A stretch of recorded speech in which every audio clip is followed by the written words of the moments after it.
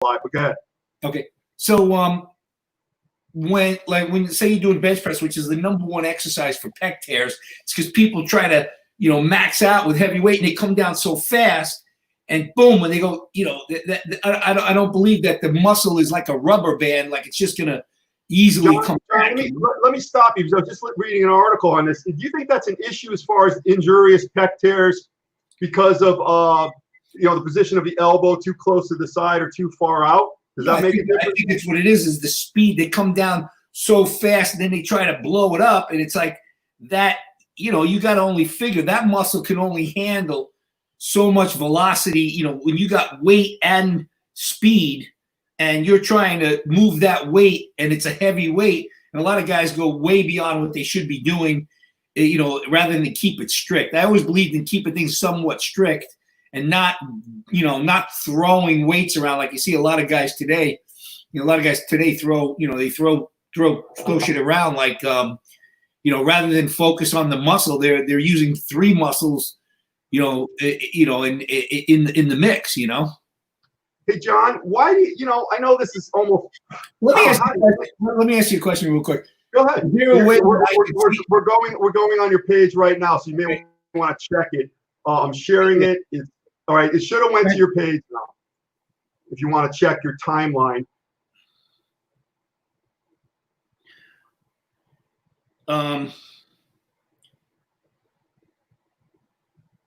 May want to refresh it, John, at the top. Sometimes that's it. Hi, everybody. We're starting. Let me share it. Let me share it myself. Yeah, you do, and you can put something at the top so your people know, and we'll try to mix your people with my people, just like they don't want to do out in the streets of America. But we're not going to go there. You put up a good meme today, though, John, about everybody should just get along, damn it. No just doubt. Get along. Stop. I wish it was that easy. Everyone, we have John Defendis here instead of Vince Taylor. Vince is actually going to check in. It was my fault again, technology. Vince is going to be here next week. Don't worry. But John is a very popular and edifying and interesting and information-filled and experienced and successful. I keep going with the superlatives, but I might pass out from lack of oxygen. Fellow, and he's always very giving with his time, and we're blessed to have him here. So hopefully you have questions. We're going to talk about how hard do you train, how hard should you train, do you train hard, intensity, all that kind of stuff. The things that might be stopping you from getting the results that you deserve. Frank Ferry, hey, you stop. Frank, you're always dependable, man. You kind of shuck and jive like they taught us in football. Stick and move. You hit the guy in front of you, and then you run after for the football. You don't stay and keep hitting the guy in front of you. That's you, Frank. You come and you go. You leave a little. You take a little. It's fantastic. Steve Bellinger, what's up, Steve? Lisa, we know Lisa Carpenter. We got to watch our P's and Q's, John. Lisa Carpenter's here. Barry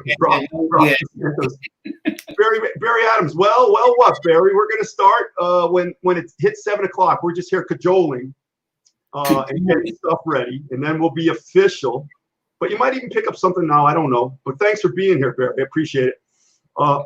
So, John, how you doing in the lockdown, man, or lockup or whatever? Or? I'm locked down. I've been locked down for years, man. I believe in social distancing from people that irritate the hell out of you. You don't need no stinking mask. I like to get to know people from a distance before I get to know them up close. Hey, John, is your gym, and this is kind of obvious, and it's not, of course, it's not an insult. Come on. Is your gym just as good? Can you get just as good of a workout in your gym than your local powerhouse or something like that? I don't think you could train really hard in my gym. That's why I think you should come down, Michael, and check it out. Let me take you through a workout, and then you could decide if you had a good enough workout or if you'd have to go to a public gym to train. So I'd like to extend that invitation to you for the 2,462nd time. I gotta get a hold of somebody. Bill Grant, you train with Gaspari, you train with Payne, you train with Mike Katz. I mean, you've trained with some of the greatest champions in the world, and now I'm small potatoes, so I'm thinking, come in, grab a workout with me. John, I'm gonna patronize you once again for a moment. I'm gonna read a list, and then we're starting. Everybody, thanks for being here. Hey Ross, how are you, man? David Bachman, one of our loyal people. questions for John, because man, you ain't paying for this, and it's probably invaluable. These are like gems that are going to be dropped. Here's a list of people I've either worked with or been on this show: Troy Zucolato, Mike Torsha, Bill Grant, Rick Drazen, John Romano, Gordon Falsetti, Dr. Aaron Witten, Lance Stranahan, John Turilli, Porter Cottrell, Will Brink, Joey Fulco, Rayhan Jalali, Tony Pearson, Dan Solomon, and all the way from India with the biggest fitness company in India, Jitendra Chouksi. And I left your name off because your name is at the top, John. And except for JC from India, because he's got 850,000 members. You know, we had like 5,000 hits on that. You got the most hits. So you were very popular. And that's when this podcast began. You were my first person I thought of. So people didn't really know, but we still had like 300 comments. And so, you know, your words they pack punch, and they carry heft, and they resonate, and they travel, and they drag people out from corners and crevices when you thought they'd never come through, but they want to find out what their solution is. And you know, success in business is finding what the people's pain is and solving it. So tonight, what we're going to talk about, now John has what's that, John? Or creating it. You're gonna do most of the talking. I just finding what the people's pain is and solving it. I said, well, creating it. You know, yeah, we're going to create, right? That's right. If it's not there, we're going to give you some. Ross Vereen, we're going to save this question. Is leg day the best day? Ross, put another comment down. Tell us exactly what you mean by best. But John's done a lot of things. He was one of the top amateur bodybuilders ever. He won the 1988 Mr. USA. He's from the East Coast. The East Coast back when, I was a little behind John, but back in our day, you know, some of the best bodybuilders in the country came out of the East Coast. They had Bob Gruskin helping them out. Rest in peace, just passed away. He's trained with Dave Spector, who's on here tomorrow night. Maybe Dave will drop by and say hello. Let's see, Tom Terwilliger, Joey Fulco, who was just on here last week, and congratulations to her daughter for being a finalist. His daughter for being a finalist on The Voice. And John he's been a tremendous trainer, first in Florida, now in South Carolina, to the highest degree, one of the biggest personal training companies in the world. He trained, among other people, he helped Newt Gingrich, Speaker of the House, lose 61 pounds. And they actually moved him to the Capitol Hill area for, I think, 4 months, John? I was there about 5 months. 4 months, we took 61 pounds off of Newton, 4 months. But I was there about 5 months, yeah. Yeah, folks, it was none of this online stuff. They brought the man.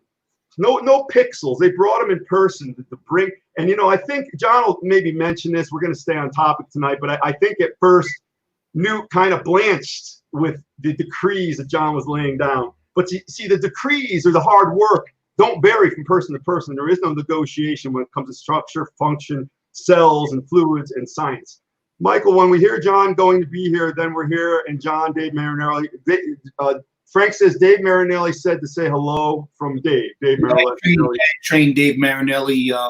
Dave trained a lot of champions. I had won the Trainer of the Year award for the NPC for Florida for 9 years, and I trained Dave.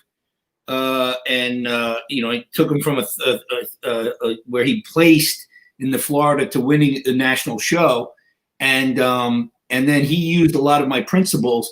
And when I left Florida, Dave became the guy that replaced me as far as winning Trainer of the Month. Joe Calton had won it 1 year. Cliff DeColta, I trained Joe Calton. I trained Cliff DeColta. They both won it, and then Dave Marinelli won Trainer of the Year for Florida multiple years, and it's using those principles that I taught them when I trained them.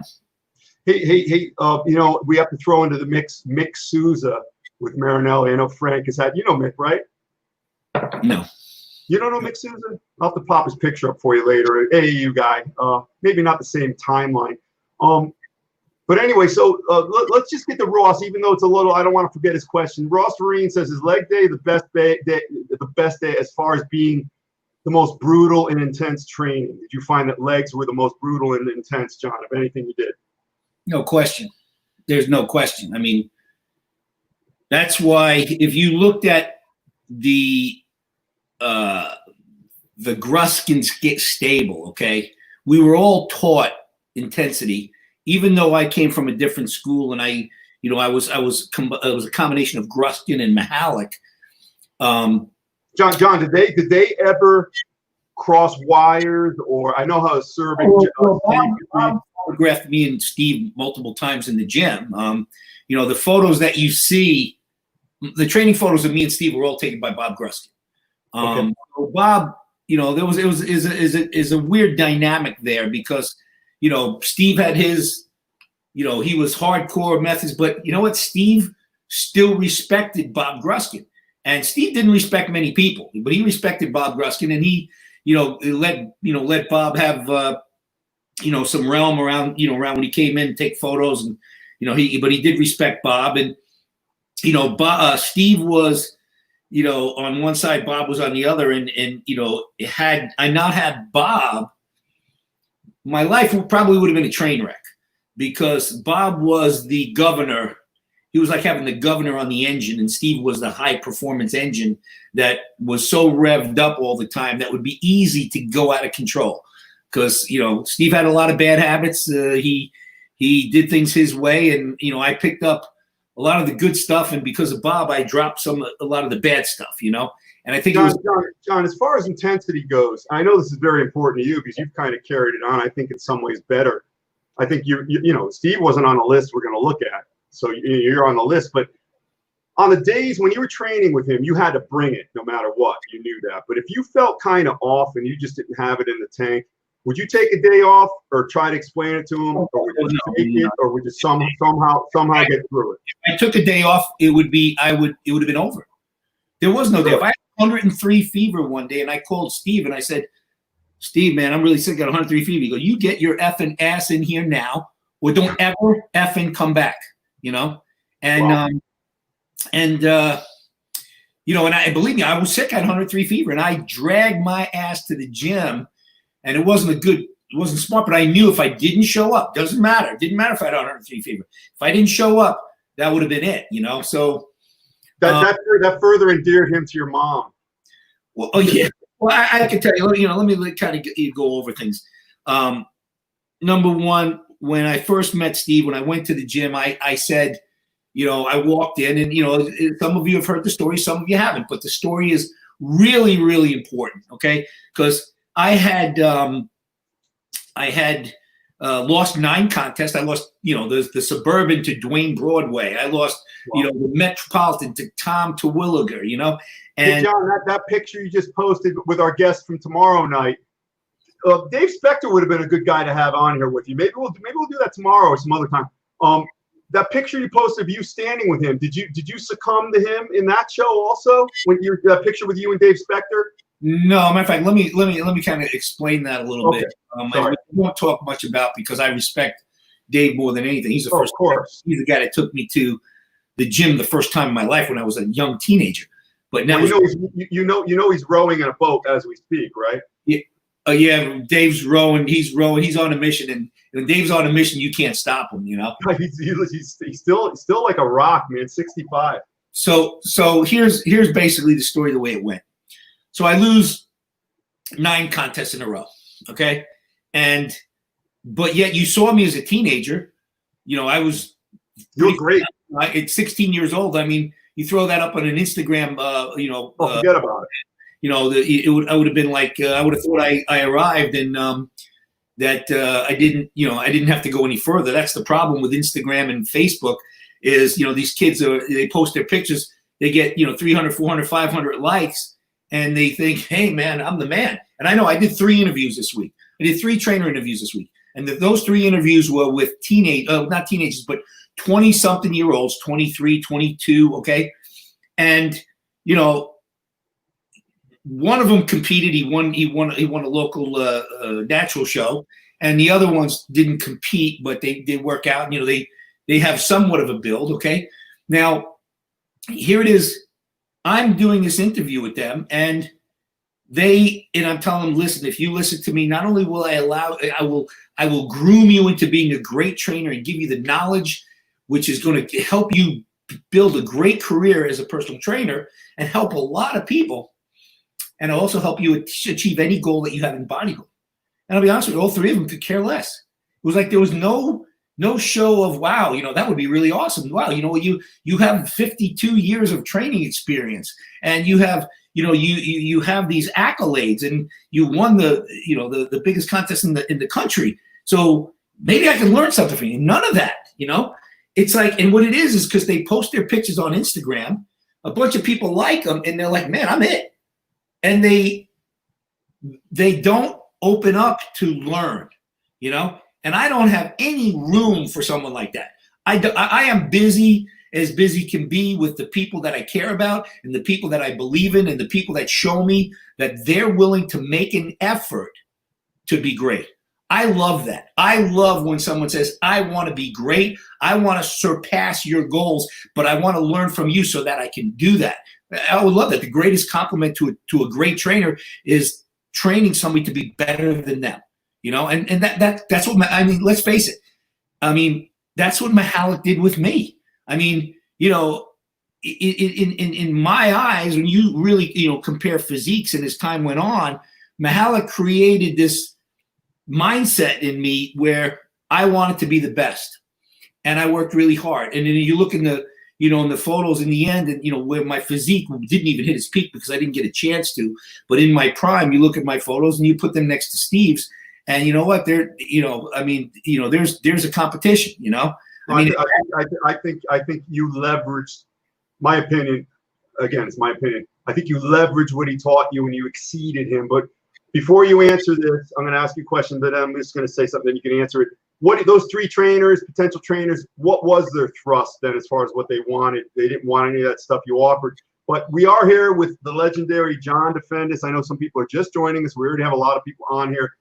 Please don't be afraid to ask questions, just like some people are afraid to tell John their goals. Legendary John Defendis, 1988 Mr. USA winner, or IFBB Pro. This is back in the 80s and part of the 90s.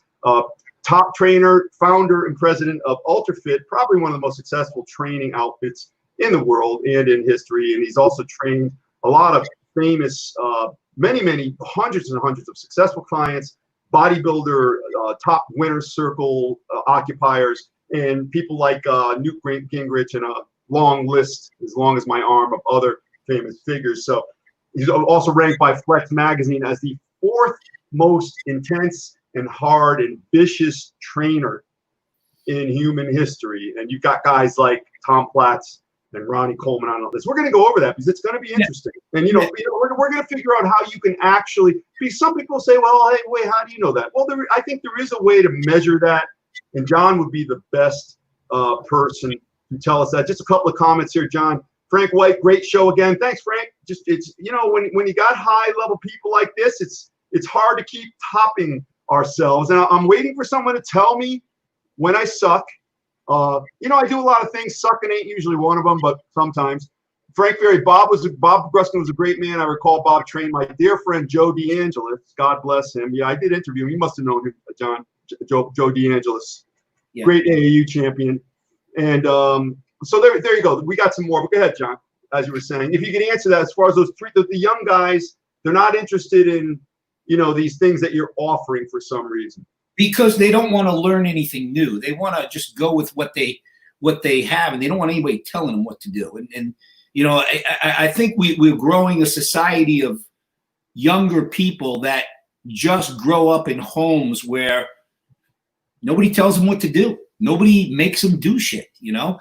I mean, I grew up, I had to mow the lawn. I had to vacuum the rug. I had to, empty the dishwasher. Well, actually, I had to wash the dishes. We didn't have a dishwasher. And then when we got one of those portable ones where you plug up to the faucet, and you know, I mean, and then wow, look at this shit. You know, I don't have to wash the dishes now. I can just take them out and put them away. You know, but you know, we grew up with chores. We grew up with responsibilities. We grew up, you know, being told and scolded and even hit. I mean, God forbid you touch a kid today. I mean, you know, I got the belt. I got hit with the belt. You know, I made, you know, did stupid decision, get hit with the belt. Hey, you know, that shit hurt. You know, I ain't gonna do that again. You know, I mean, and I think that everyone's growing up soft with a pass, and then you do see abuse in homes because I think what happens is we don't scold people, hold them accountable, and then after they've run rampant, then a person loses their cool because they can't control the situation that they should have had boundaries to begin with.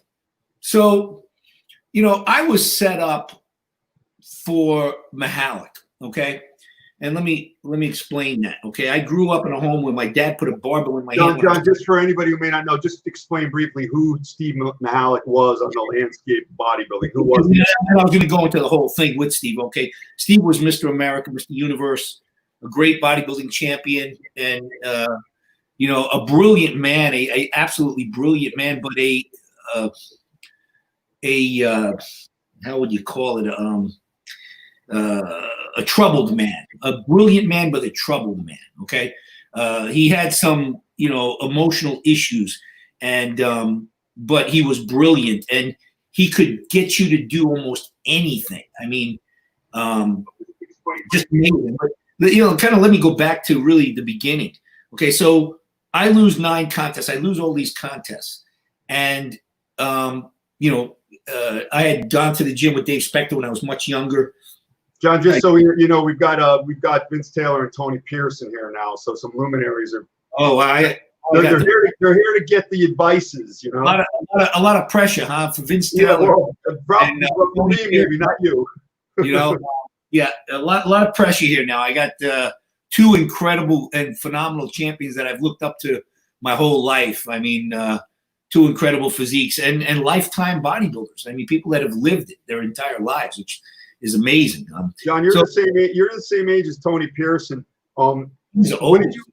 How did it strike you when he won the 78 America? Because I did an interview with him, and I remember this too. But he told me they literally flew him to Texas to have a meeting as to whether they were going to strip him of the title or not, because they were writing articles like the worst Mr. America ever. I mean, really, it seemed to affect them. Do you remember any of that? I remember it a lot. I remember the photos, of Tufel and Tony on stage. You talk about, okay, so yeah, that was with Tufel and Tony were on stage. Matter of fact, I got those photos, and now I'm going to try to get them to Tony. So I don't know if he has I think I have the original negatives. Wow, he'd appreciate that in the Gruskin file that I received. I was kind of surprised. So but I didn't mean to make you get off track. I just wanted to tell you that. Yeah, I'm going in 52 different directions. It's my fault. I got to shut up. No, that's okay. So, so that was around the time, I had lost all these contests, and Pearson was in the magazine beating Tufel, and Gruskin had brought a photo up to me when I was in the hospital. When Steve put me in the hospital the first time, he brought a photo of Tufel, signed photo of Tufel, because he was helping Tufel, and he was taking pictures of Tufel. And so he brought a signed photo with Tufel. So I was kind of like a Tufel fan, and at the time, and looking back, I mean, I didn't think Tufel had a great physique. I mean, there's really, when you really look at it, according to my standards, what I feel is bodybuilding, Tufel didn't have a chance against Tony Pearson. I mean, Tony Pearson has a beautiful body, beautiful shape, classic lines. I mean, a vacuum that's just incredible, So yeah, I was a big Tony Pearson fan, very inspired by Tony. And so basically, here's the way it went. I'm losing these contests. I lost to Dwayne Broadway. Well, but even before that, Spector brings me to the gym, Olympic Health Club. Okay, I trained there. Dave was going out with my sister at the time. Really? Yeah. So Dave was dating my sister. So he said, "Hey, why don't you come to the gym with me?" Because I was working out. My dad got me trained when I was 10. This was in my early teens. And so Spector takes me to the gym, beats the living crap out of me. Okay. He stayed, I think, 4 years older than me, 3 or 4 years older than me. John, what were his strengths? He had like a really good chest. I know that. Dave had an incredible upper body, chest. He's kind of like Cal Scalic, big chest, big arms. His weakness, obviously, was his lower body. But he trained with the Olympic champion Al Order, as you know, and John Booz as well. Yeah, well, Order trained next to me in the gym too. I mean, Order was in the gym in Olympic when I was training at Olympic, and I was in awe of Al Order. I mean, this man won 4 gold medals in 16 years. I mean, who does that? That's what I call a champion, a person with consistency, a person that is just relentless. And Al was relentless. You watch him, 120-pound dumbbells. He's there doing presses, standing presses with 120s. And I was John, not being funny, but what, to mention Bruce Jenner, whoever the hell he is now, but why was a guy like Al Order not as famous as someone like Bruce Jenner? with that longevity and that track record, you know, consistency over time, excellence, you know, 4 gold medals, you know, 16 years. The conversations I had with Al and what I knew of Al from being around him in the gym, Al was not a really outgoing, boisterous, loud person, you know.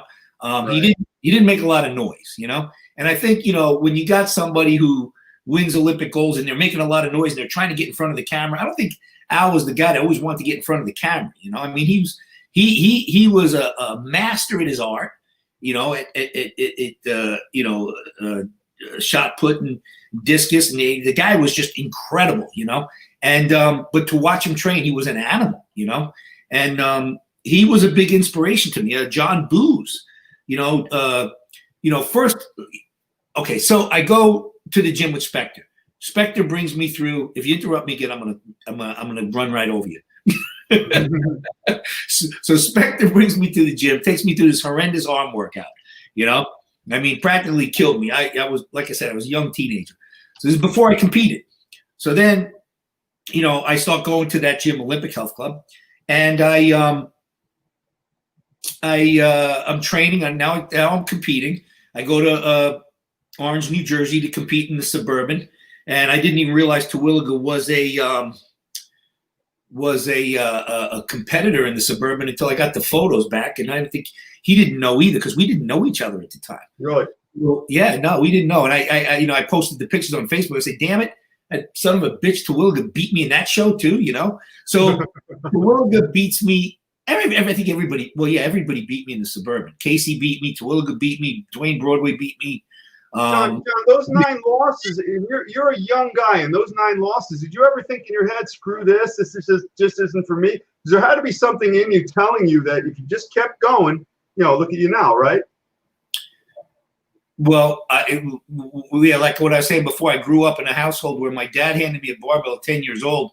My brother was a 2-time All-American wrestler, one of the greatest wrestlers of all time, one of the greatest athletes of all time. He graduated 12 varsity letters, 4 in football, 4 in wrestling, and 4 in baseball. I mean, the guy was an incredible athlete. So, and he was hard on me, beat the shit out of me all the time. And I mean, you know, and I watched him day after day train like an animal, you know. So I was set up for this whole, you know, whatever I was going to choose to do, I was going to be the best at because I was surrounded by the best, you know. And I was surrounded by that attitude, that mental attitude of being relentless and actually attacking your goal instead of dabbling in it, you know? And so I'm training at the Olympic Health Club and I'm competing. So I compete. I get beat by Broadway and Casey Kacharik and Tom Terwilliger. And then I go to the Mets, okay? Tommy wins the teenage. I take second. Tommy takes 4th in the open, the men's, the overall Mr. Metropolitan. I take 5th. Okay, the next day I have Tommy over the house. I get Subway sandwiches and whatever we had delis. You know, I got sandwiches from the deli.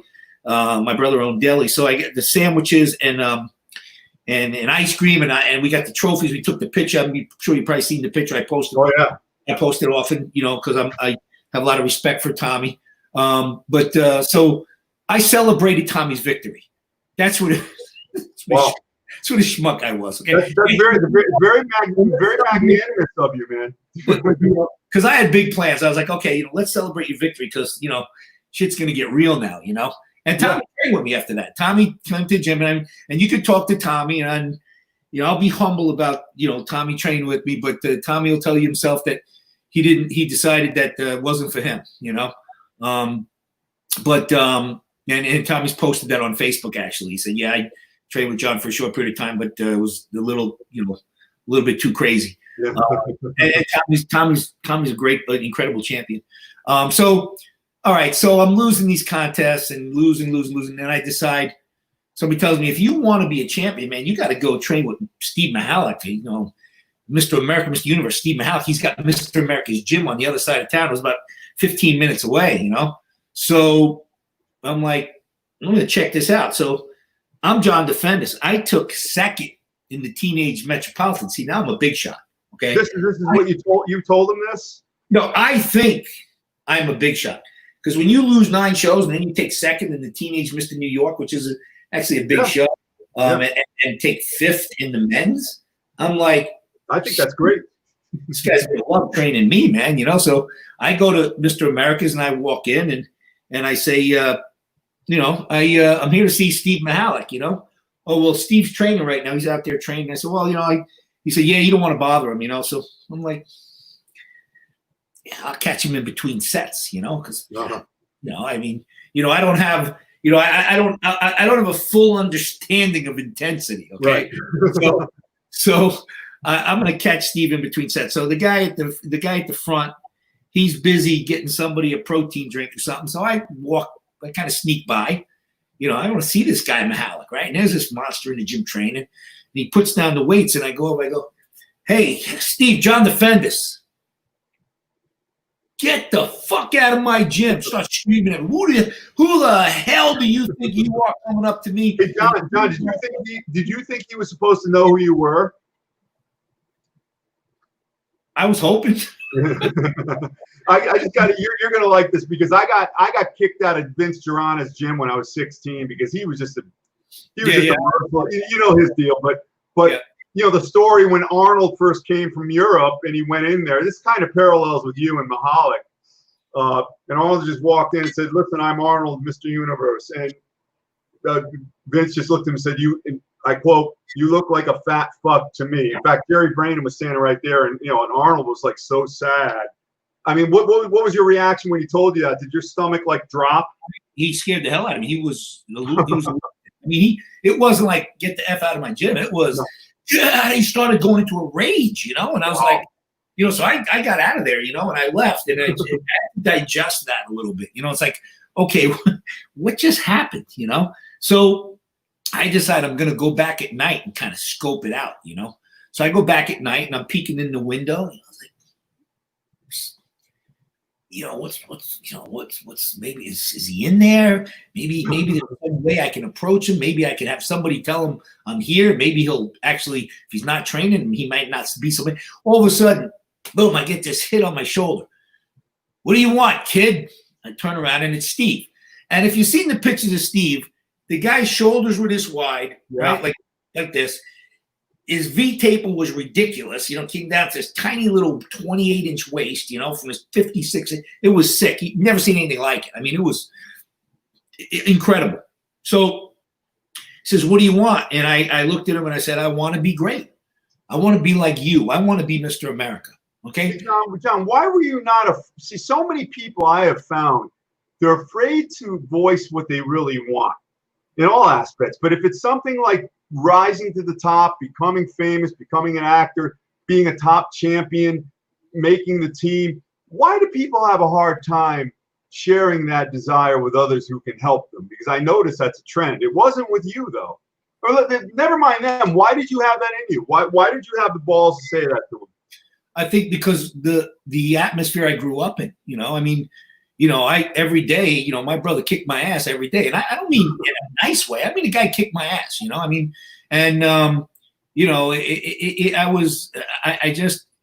I grew up and even now a lot of people don't understand because I'm very vocal or upfront.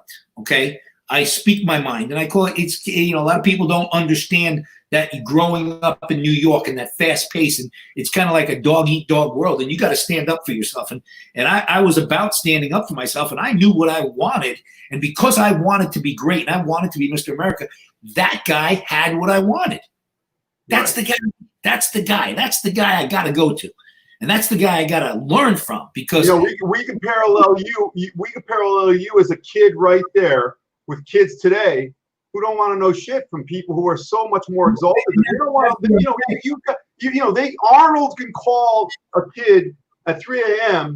and with the secret to building cannonball biceps, and I got to admit, he had some of the greatest arms ever.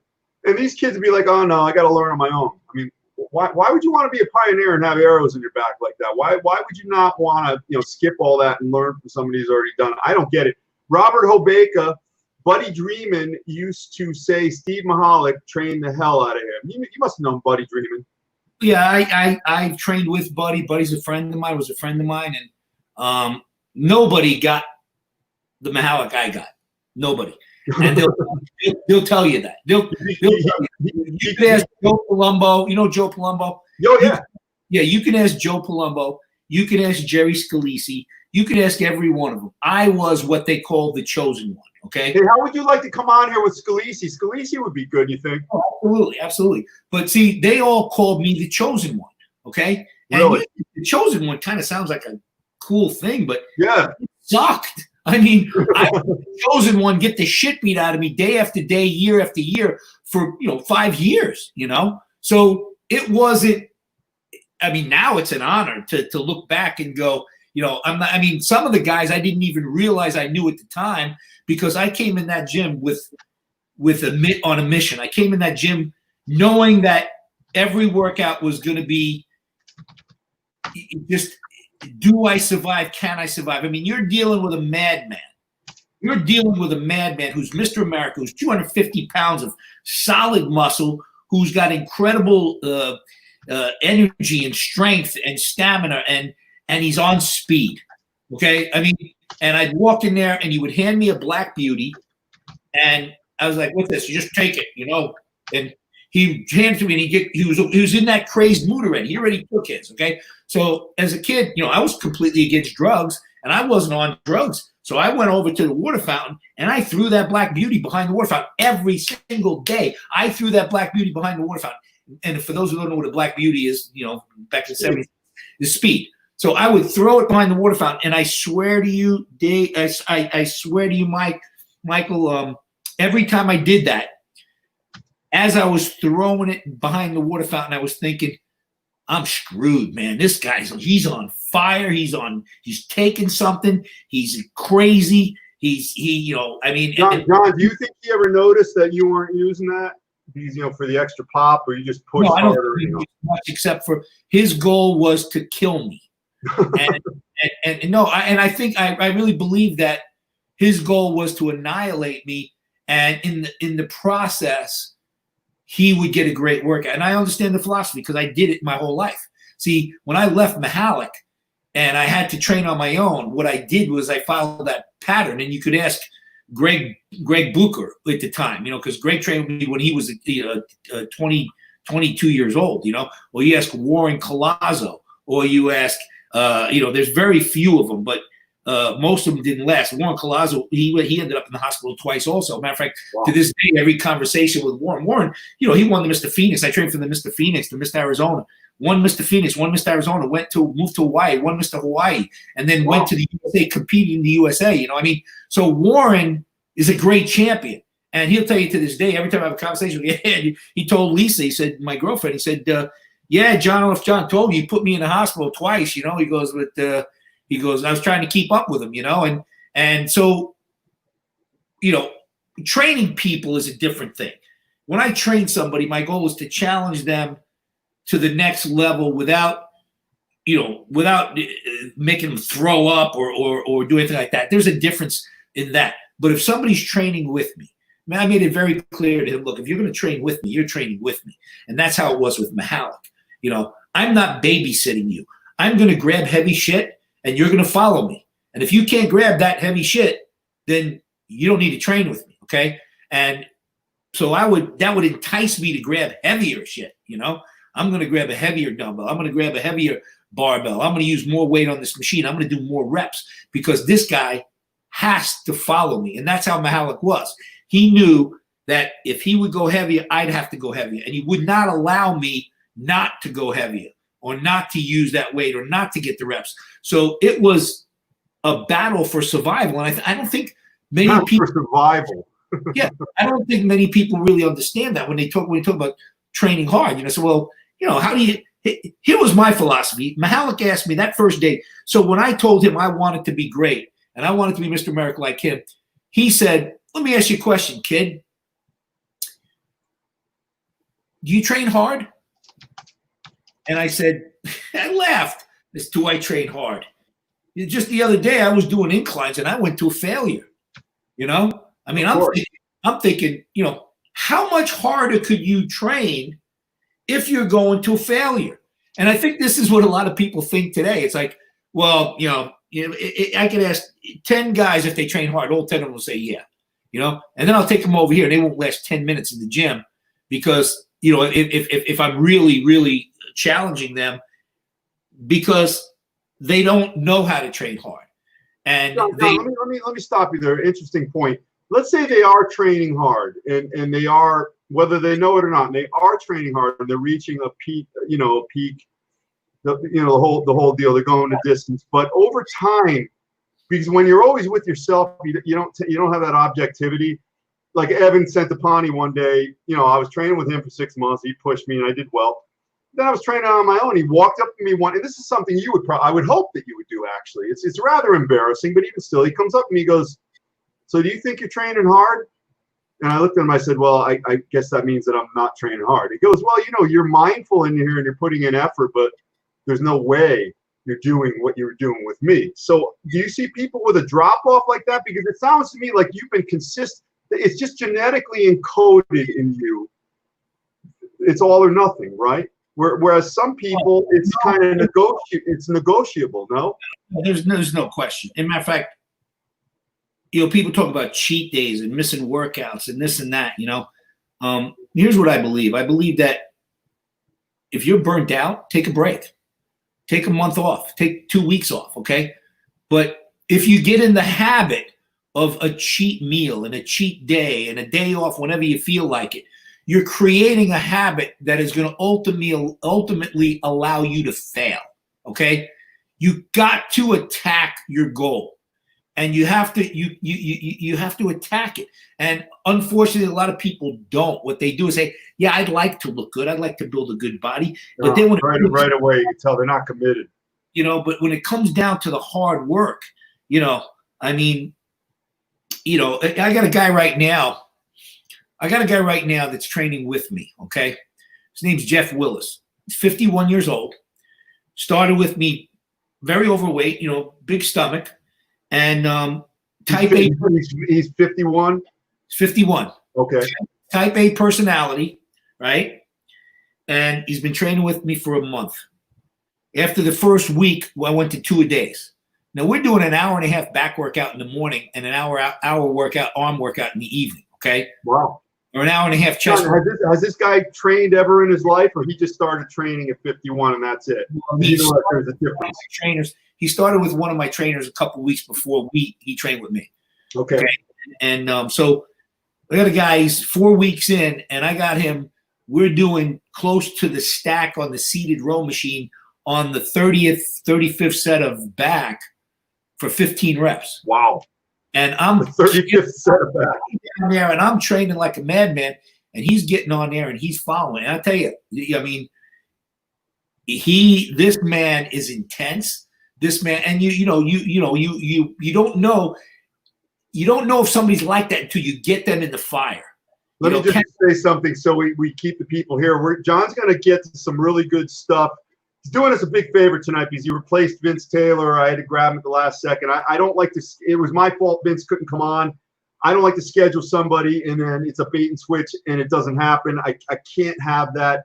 So we got John, who's the best. I want to see Vince, but I got well, when he talks about 35 set, he's going to talk about the volume. And some people think, "Oh, that kind of volume, how can you train hard?" He's going to explain it. Frank Ferry, John, how often do you recommend going to failure? Is it every session or just a couple of times a week or what? And then Ross Vereen, UltraFit Workouts teach you what it means to train. Most folks in the gym don't do half as much as John's workouts teach you to do. Ross, I'll say this, you understand, we all here understand that you can work out or you can train, but you can't do both. Right, John? Right, I call it exercise. And there's exercising and there's training. What most people do, what 95% of the people in the gym do is exercise, okay? They go in there and they exercise. They, throw the weights around, but they don't understand, that the order of the exercise is critical, that the rep range is critical, that the intensity level is critical, that the progression is critical, that the nutrition is critical, that the rest days are critical. So all this knowledge is important. And people, the worst thing a person could do is have the illusion of knowledge. The illusion of knowledge is worse than no knowledge, because once a person has the illusion of knowledge, they don't want to listen because they want to believe that what they know. John, I'm sorry. What is the illusion? Explain what the illusion of knowledge is. Okay. you've been training for 10. Okay, here's the best way I can explain it. You play golf? I have, yeah, actually. Lance Stranahan's here, and of course, he's from a golfing family, a famous golfing family. I don't play golf with Lance because he's got genetic golf talent. Yeah, he doesn't count, man. Come on. His dad was one of the greatest. I think he provided him with some good genetic pathways as far as Yeah. So okay, so I'm going to use golf as a example. Okay, this is very important. So if for you out there who are listening, please pay attention to this. This is very, very important because this is really kind of give you what the illusion of knowledge is. Okay, so you don't really know how to play golf that well. Let's say hypothetically, Michael, you don't know much about the golf game. Okay, absolutely not. So I go out to play golf with you, and I say, all right, what do we do here? Okay, so you said, okay, John. Jerry Scalise is here, by the way. Hey, Jerry, how you doing, buddy? Good to see you on here, man.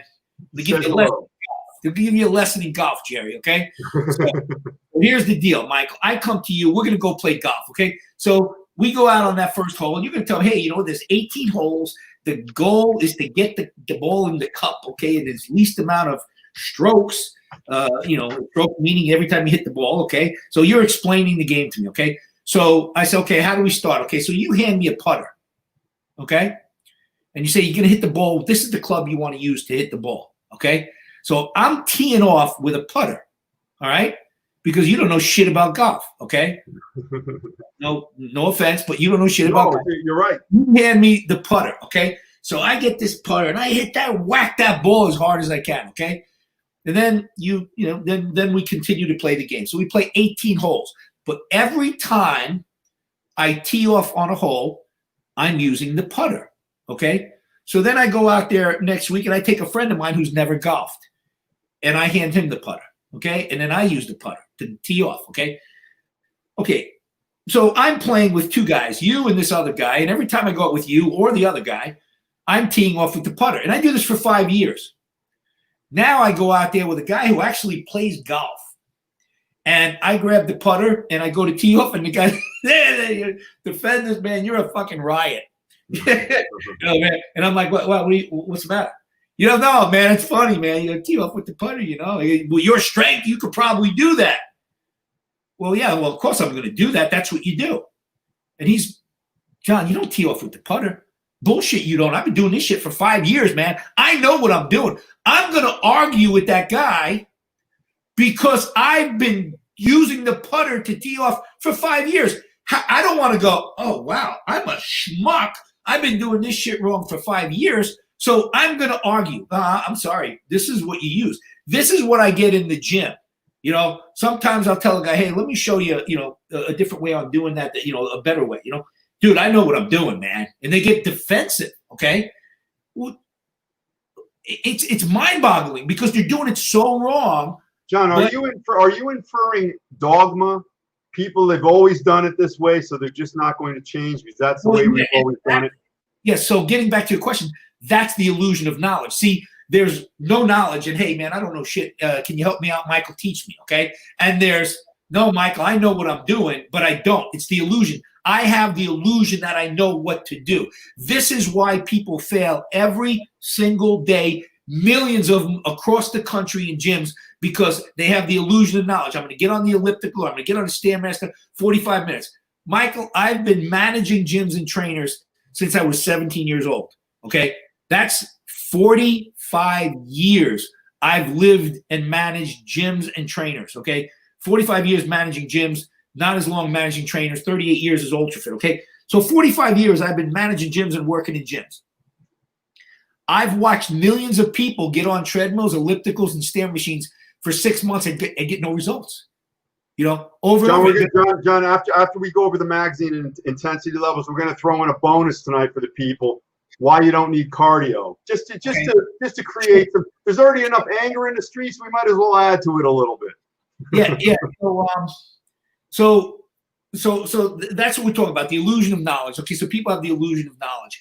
And by having the illusion of knowledge, they don't want to listen. They want to go with what they know rather than say, you know what, maybe there is a better way. Maybe you could teach me something. And especially when it comes to somebody who has lived it. I was in the conversation the other day. The guy says, "Well, I know a lot about training. I might be able to learn a little bit." The kid's 20 years old. Okay. He said that to you? Yeah. I have a lot of knowledge about training. I might be able to learn a little bit. And I said, "Well, I have all the knowledge." 52 years. You see, here's the thing. I am one of the best at what I do when it comes to training and getting people. Okay. And I proved that, and I'm not, I'm a humble guy in certain ways, but when it comes to my field, I'm not a very confident, because you can see the results. Tens of thousands of people. It's what you do. Hey, John, before you go on, this proves the point. Let me finish before I forget. I'm sorry. Good. No, I'm sorry. That's okay. So here's the thing. So here's what I tell people. I'm one of the best in the world at what I do, but because of that, I suck at a lot of things. And I suck at a lot of things because from the moment I woke up in the morning till the time I go to bed at night, for an entire lifetime, for 50 years, I have lived, ate, slept, and breathed training and nutrition. Okay. Yeah. And nothing else. So a light bulb goes out. I'm like, wow, that light bulb. You're an electrician? Because that bulb went out. Something's wrong here. I don't know. I mean, obviously, I'm being facetious, but my point is, I thought you were serious just now. No. What I'm saying is, if there's a problem, I don't want to handle it. I got people for that. All right, because I want to spend every moment of where my passion is and where my knowledge is. So some people want to be a jack of all trades. I don't. I never did. I wanted to be great at what I do. And I've put every minute and every moment of my life into what I do because I'm passionate about it. I'm passionate about what I do because I understand the journey. I understand the commitment that it takes to get in shape, okay? Especially for someone who needs to lose 100 pounds or 150 pounds, okay? A lot of times people will say, well, you don't know, you've never been overweight. Let me tell you something. I've worked with thousands upon thousands of people who needed to lose a lot of weight. And I understand, I understand what it takes. I understand the pitfalls, and I understand that I have to get in their head and get them to believe that this time it's going to be different. And it's going to be different for several reasons. Number one, I have the knowledge to get them in shape, and so do my trainers. Number two, I know how to get them to believe in themselves. All they got to do is believe in what we've done. If I show them enough before and after pictures, look, Mary, Sally lost over 100 pounds. So did Jane and Debbie and Margaret. And you know what? Every one of those women came and sat down with me, and they told me the same thing you tell me. Nothing works. I've tried everything. I can't do it. I don't know. I just don't. Okay, so what I'm going to do is I'm going to show you hundreds and hundreds of before and after pictures of people that we've transformed. And then at that point, if you believe in what I do and what our knowledge can achieve, then it's my turn to get you to believe in you. Okay? See, if a person understands my background, my knowledge, the program, and the results, and they believe in that, and they believe in what I've done, then at that point, I can get them to believe in themselves. Look, great. I'm glad you understand I have the knowledge and we have the ability now. You know why this is so good talking to you? Sitting with you here right now, and I think you know me pretty well now. I've been consistent over the years, at least. I'm not everybody's cup of tea, but I don't give a shit. Sitting with you is akin to sitting with Warren Buffett for finance, or Elon Musk for Tesla, or Bill Gates for Microsoft. Whether you like them or not, but I'm trying to pair them up with their expertise. I think you're probably one of the top. Plus, you're not.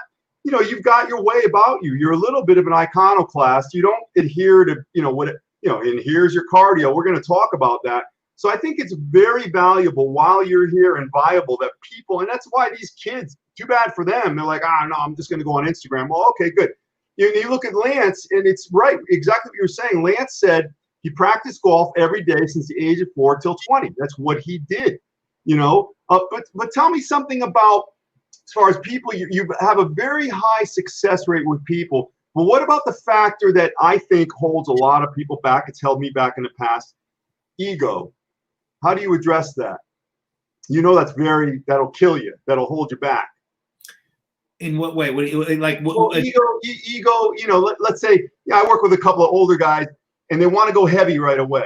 They don't want to go slow. They don't want to learn. They don't care about injury because it's an ego thing. Or people have been doing something for 20 years, and even though it's wrong, they're going to keep going because they don't want to admit they were wrong. You know, the list goes on and on with that stuff. You know, it's ego. When you get with them and you have this initial conversation with them, okay, and you get an idea of their personality, okay, you know that's the way they are, okay.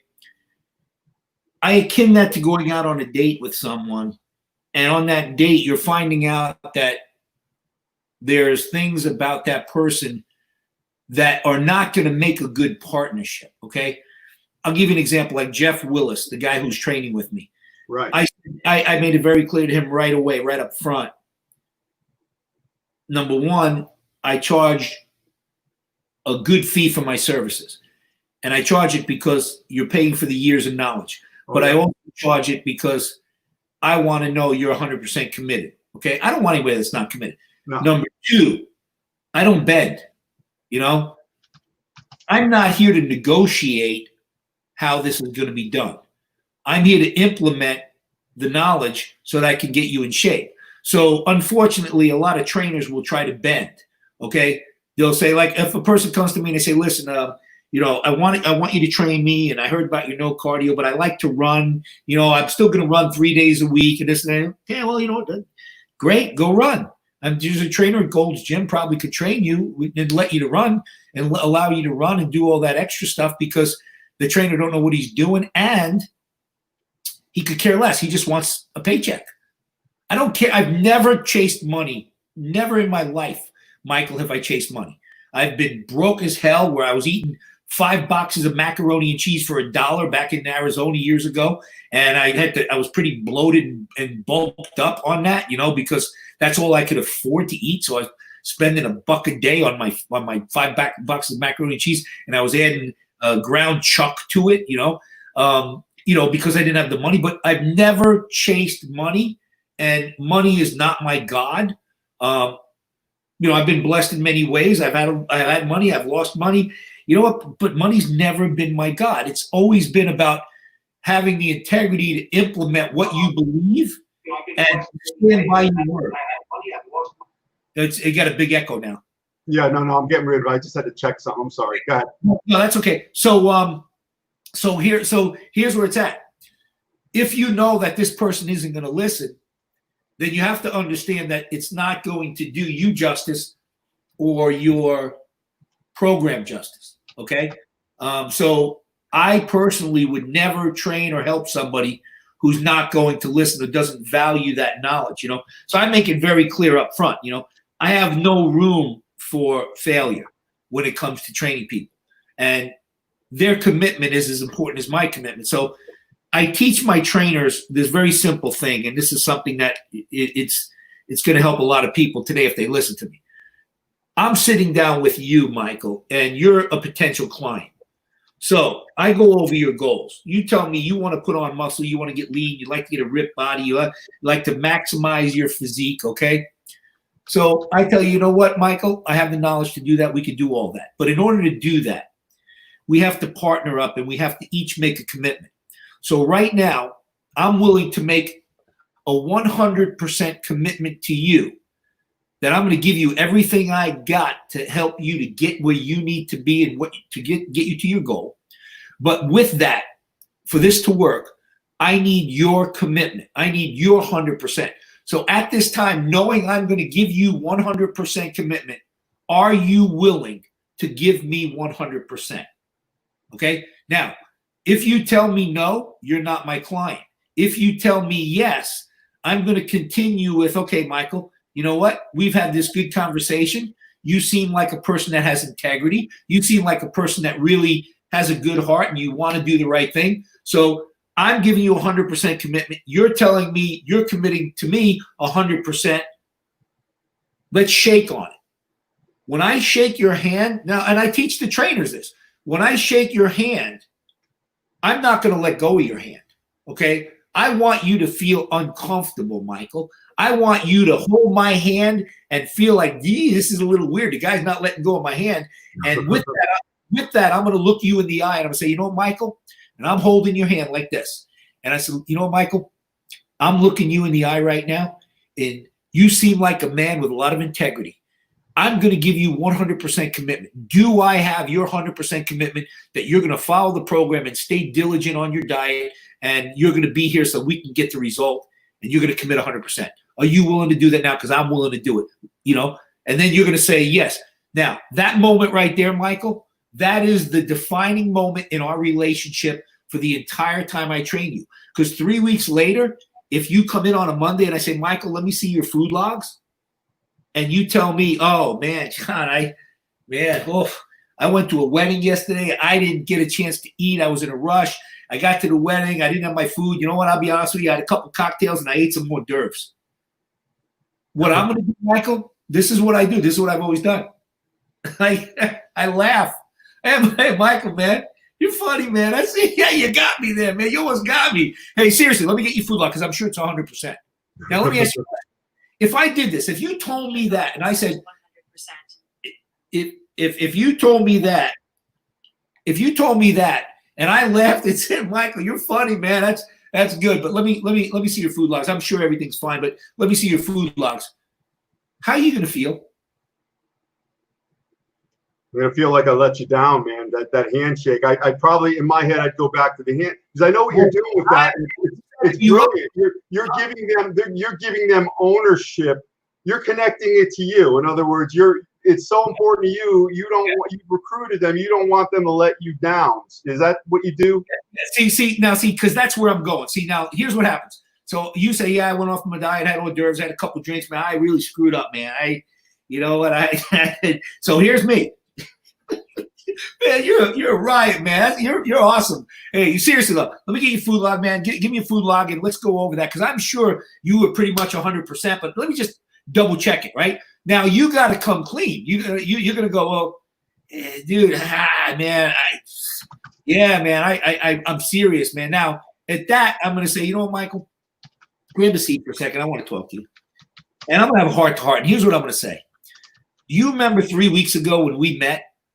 And you told me your goals, and you made a commitment. Matter of fact, we shook on it. You remember? We had that handshake. Remember, I said, I'm looking you in the eye, and I'm giving you 100%, okay?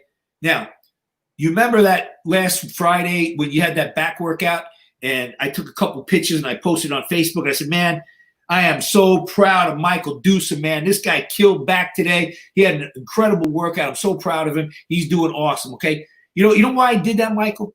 Because I'm 100% committed because I was proud of you, and I am proud of you. But here's the thing. I'm not right now. Right now, I'm having a little bit of difficulty understanding the handshake and the commitment because, like I said, you're a man of integrity, and I need that. I need that back. We need to do this again, and I'm going to be honest with you. I got to have that handshake again, but this time you got to mean it, man. Because we can't go forward if you're going to keep bringing us backwards, okay? John, how often do you find yourself having this conversation with people? With my clients, very few times. Because you know I think it's probably because you attract like attracts like. Is that true? Well, I think a lot of it. There's a lot more to it. Before you get that handshake, you got to get them to believe in you and believe that this is going to work, okay? Because you got to get them excited. You got to get them committed. And Jeff Willis is a perfect example. The guy I'm training now, within 2 to 3 weeks, the guy loves UltraFit so much, he wants to buy a gym right now. He wants to do UltraFit gym. He's so excited. This is a guy that is in a completely different field, landscaping, and wow. He does major landscape projects in your homes, puts in the whole boat, Does he want to compete, John? Is that what he wants to do, or get to that point?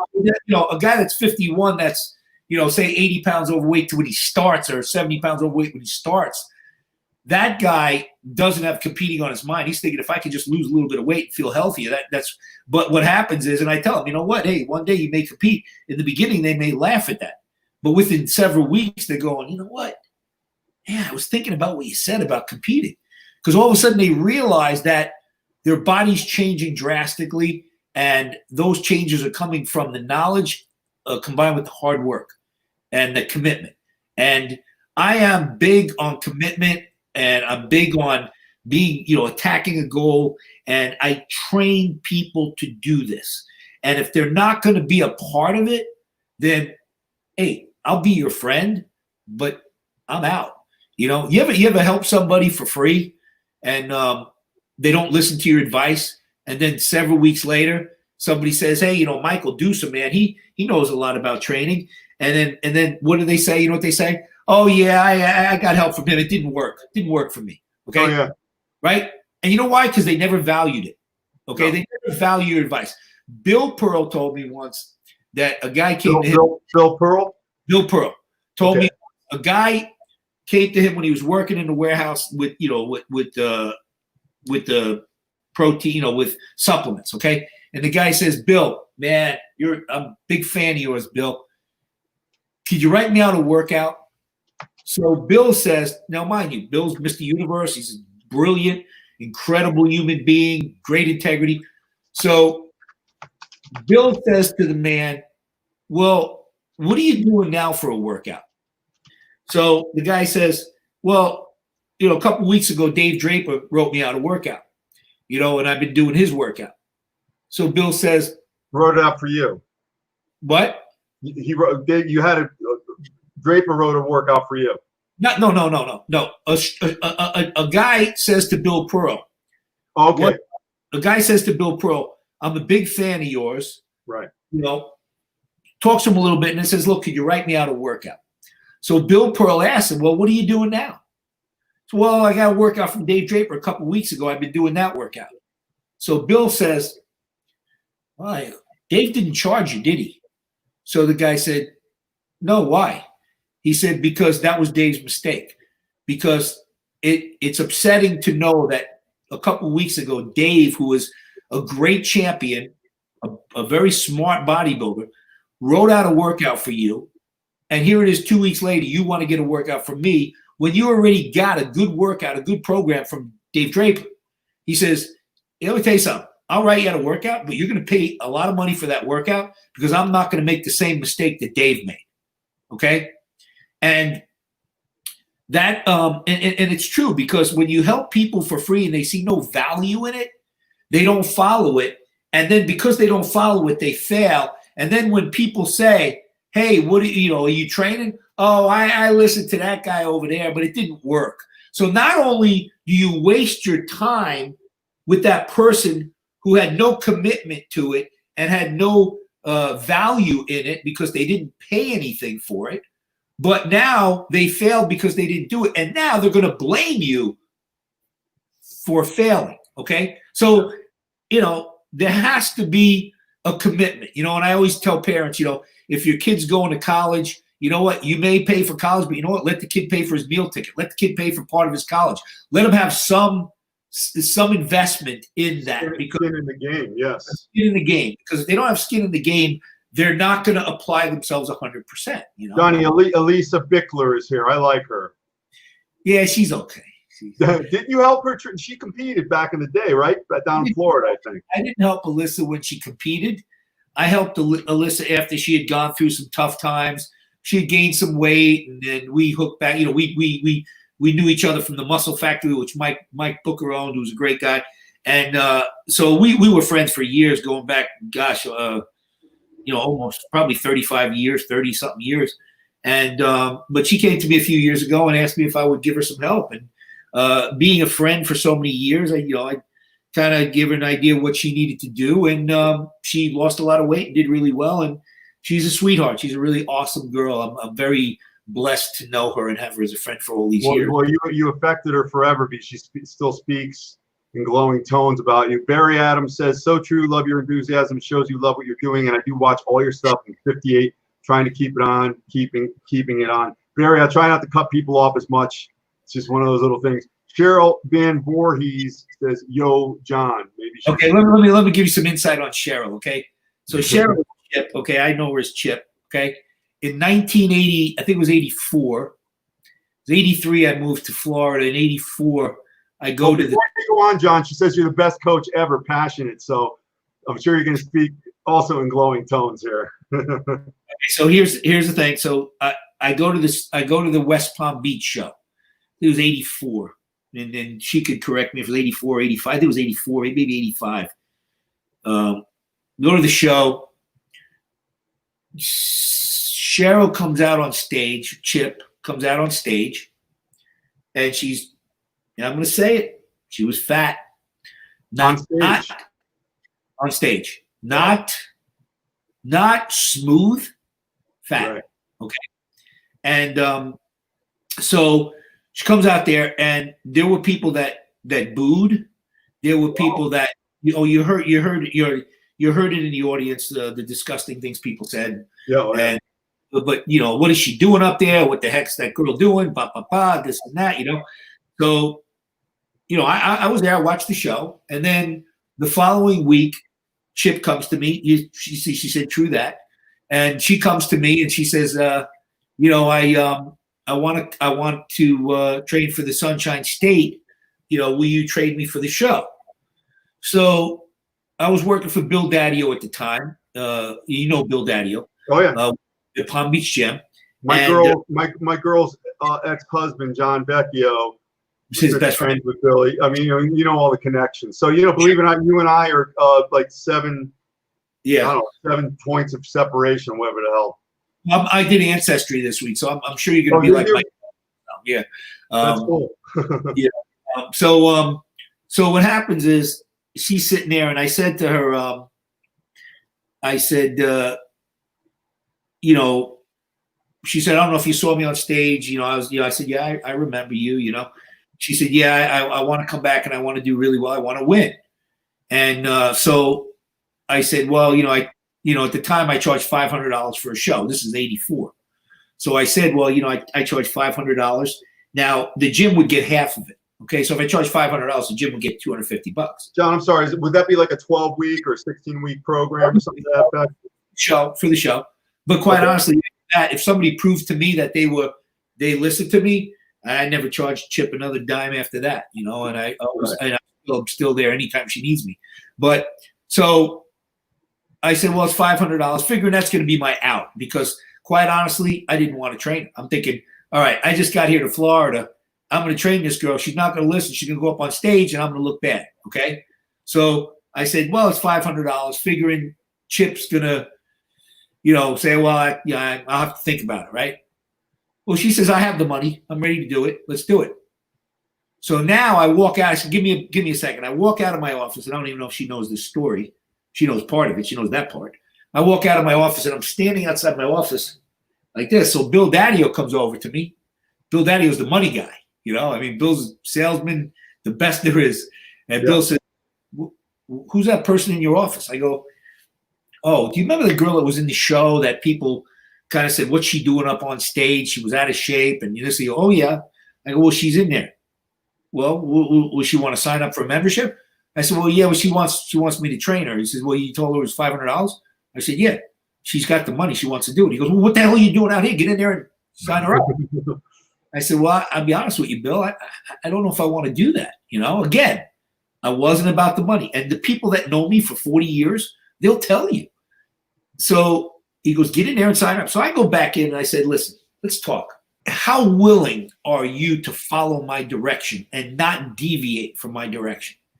And she was like, I will do whatever you tell me to do, because I want to come back and I want to win. Now, the West Palm, Michael, was a level 1 show. The Sunshine State is a level 5 show, national qualifier. Okay. So you're going from last place in a West Palm to training for the Sunshine State. Okay. Did you advocate that, John, or that's what she wanted to do? That's what she wanted to do. Okay. But she's adamant about she wants to win. Right. So I get a commitment, solid commitment. Hold on. Cheryl, stay with us, because this is your story we're talking about now. Yeah. And Cheryl, you feel free to interject here. Yeah, I'm waiting. I'm waiting for something because all she said was best coach ever. A couple of emojis, and she's agreeing through that. So she's through that, yeah. So I trained her for the Sunshine State. I trained her hard. She was incredibly. She said she's here. She was incredibly disciplined. One of the most dedicated and disciplined champions I've ever trained. So we go back. And I don't know how many months was it. How many months was it? Do you remember, Cheryl? Chip, if you remember how many months it was between the West Palm and the Sunshine? Well, I'll tell you what she is writing. Cheryl Van Voorhees. What do you call her? You call her what? A beach to whale? No. You have a name for what's her nickname? She said you referred to as a beached whale. No. Well, wait. Oh, yeah, okay. You did read that. Okay, I'm sorry. Go ahead. 8 weeks. We had 8 weeks, okay, between the shows, okay? Now, 8 weeks, you're taking a girl who doesn't belong on stage, and she has to win the next show, all right? So. Okay. So her discipline was incredible. She won both shows. Wow. You know? What was her? Hey, John. What was her? Was it a strident change in her physicality? Like you said, she was fat. She was fat. Probably had 15 pounds extra fat. Was she lean, ripped? Was it like a total? Was it reflective of her mindset that changed and she was just like spot on? Was she representative of a champion that you produce? Lance says he saw her compete before now. Lance, answer that. Put it to you this way. Michael, I swear to you, I kid you not. That night was one of the most unbelievable moments of my life because when she walked out on stage and posed, they gave her a standing ovation. This is a crowd, the same crowd, because it's in the same area. Okay. The crowd that booed her gave her a standing ovation. I had tears pouring down my face because here was this woman who was booed and went from being booed to standing there on stage with this giant trophy, winning the overall, winning the show, and kicking ass, and it was one of the greatest moments of my life because the pride that I had to have somebody at that point listen to every single thing and not deviate. And it was tough. Believe me, she did not have an easy body to get in shape. Her body was stubborn. Cheryl, type in the best you can because we're going to get to this. The topic is training hard tonight, intense. And we got the list from Flex Magazine. Then we're going to talk about cardio. But Cheryl, type in exactly how hard you started to train compared to the fat contest when you came under the tutelage of John. And John, I'm going to tell you quickly, when I was training up here around 85, 86, our top trainer, guy Frank Celentano, he was talking about, I think he was talking about you at the time. He said, guys in Florida, it's tough to train down there. It's tough to compete down there because guys in Florida are the most ripped out of anyone in the country. California, Venice. And I remember him saying, I'm like, wow, I wonder why. That was my secret. Okay. There was a time to train to get big, but stay good, stay in good shape. And then there's a time to get ripped. And when you train for a show, there's one goal in mind: get ripped. It was get ripped. It was the finishing physique. That's what Lance was missing. All due respect to Lance. No, he agrees. Yeah. Lance was missing the polish. I had the shoe shine box. I had the polish. Okay. I had what Lance needed. And if Lance had come to me, Lance would have beat every one of my guys that I trained in Florida because what Lance had was he had genetics. He had great shape. He had great potential. He had the mindset to be able to do what he did because he had inherited that from a great man, his father, a great champion. Lance had everything but the knowledge. And if Lance had that knowledge, the contest prep, and to have somebody guide him and bring him into the show, he would have blown people off the stage, literally. And I don't say, and I mean that. And even some of the greatest champions I trained in Florida, he would have beat those guys. John, we're both friends with Lance, and you know how much of a quality person he truly is.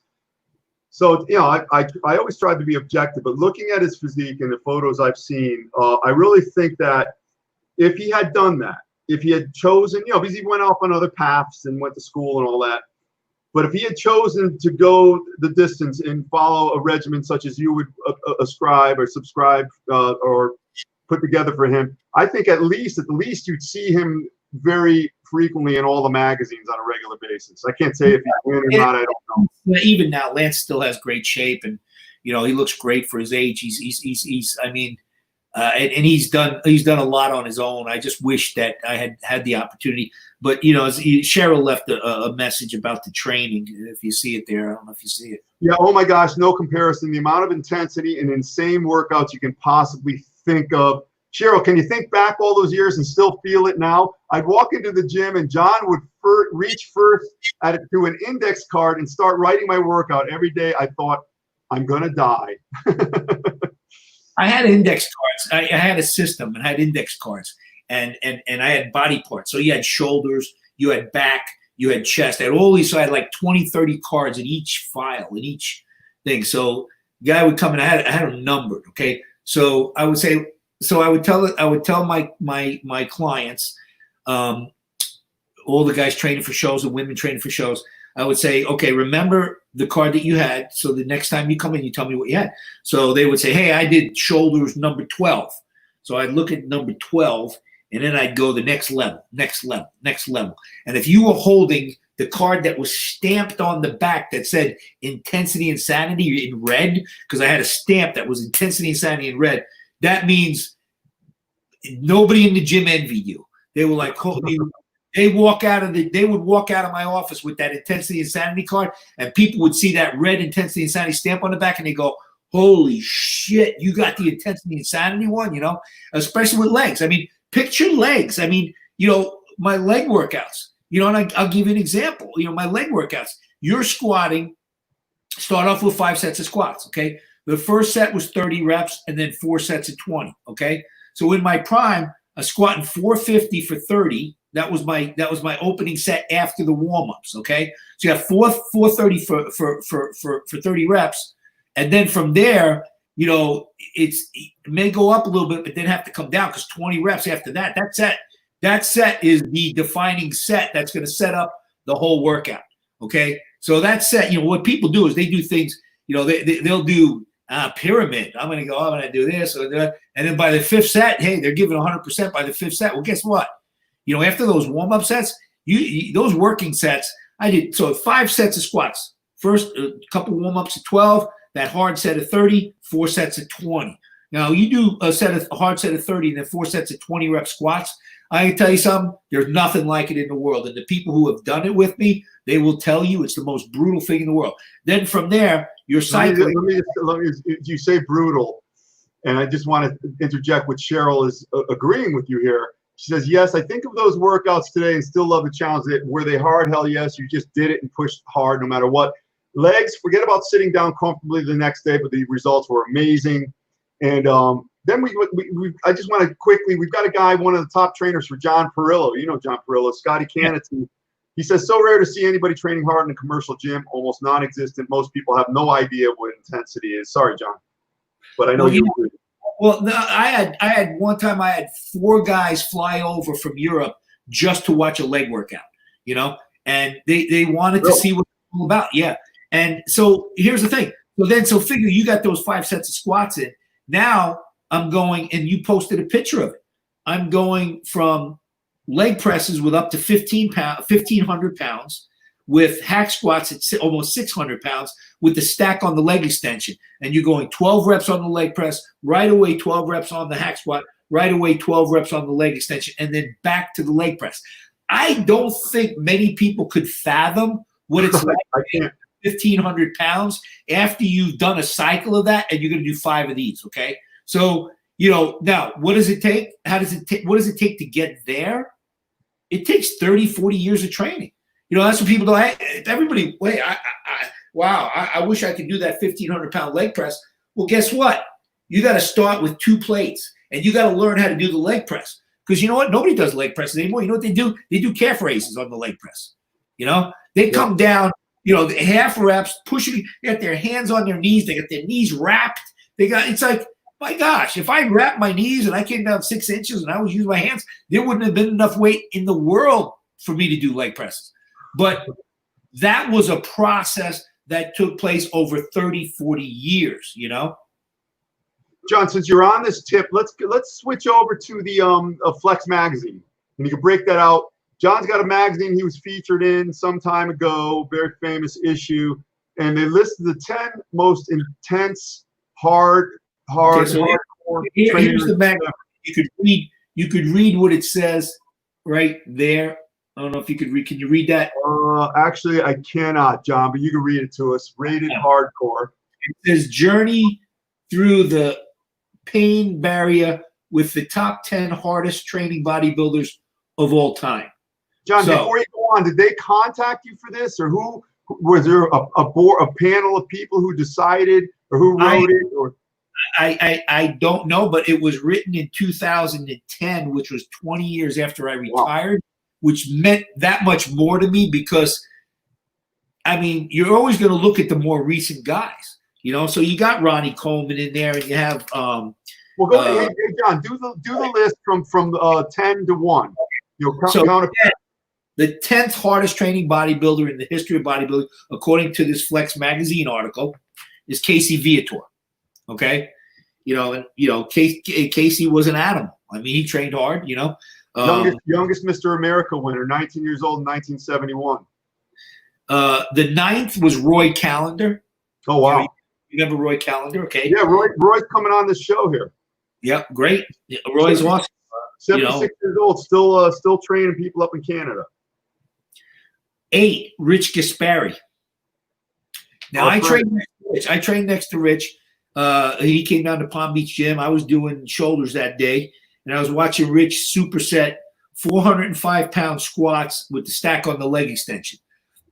And I'm doing shoulders, and I'm over there 140-pound dumbbells. You know, it was just me and him in the gym because I opened the gym for him because he was down there for a seminar. So I'm over there doing 140-pound dumbbell presses, busting my ass. And I look over and I'm watching Rich, and he's squatting 405 and superset with leg extension with no spot. I mean, he didn't ask me, hey, John, he figured, you know, John's busy. He's busy busting his ass, you know. So, but I was amazed because the guy's getting under 405 and it's supersetting with leg extension, going back to 405. I say, man, that son of a bitch, he trains hard, you know. I mean, so yeah, he was 8, and with absolutely, he without a doubt, they're one of the top hardest trainers in the world. Number 7 was David Henry. Yeah, he's up here. Trains in my gym. Yeah, I don't know much about, you know. He's an under 200 Olympia winner and former military guy. And he's still going in the Olympic. I think he's at the tail end of his career, but he's a shorter guy, but you know, really strong. Yeah, so David I would have Henry, thought he'd be on the list though. Then you have 6th was Chris Cormier. Chris Cormier, yeah. Yeah, Chris trained hard. I know that. 5th, of course, was Ronnie Coleman. Wow. And now, interesting enough, because, you know, I was 4th, so, you know, they had Ronnie after me in 5th. And what was really interesting is, you know, my girlfriend, Lisa, who we've been together for 5 years, you know, she heard all the stories. She heard, you know, Joey Fulco talking about my training. She heard, you know, Jerry talk about our training, and all the people that know me from years before, Rafael Rivera, you know, all these people that had trained me, Greg Bucher, Warren Collazo telling her, you know, I put him in the hospital twice, and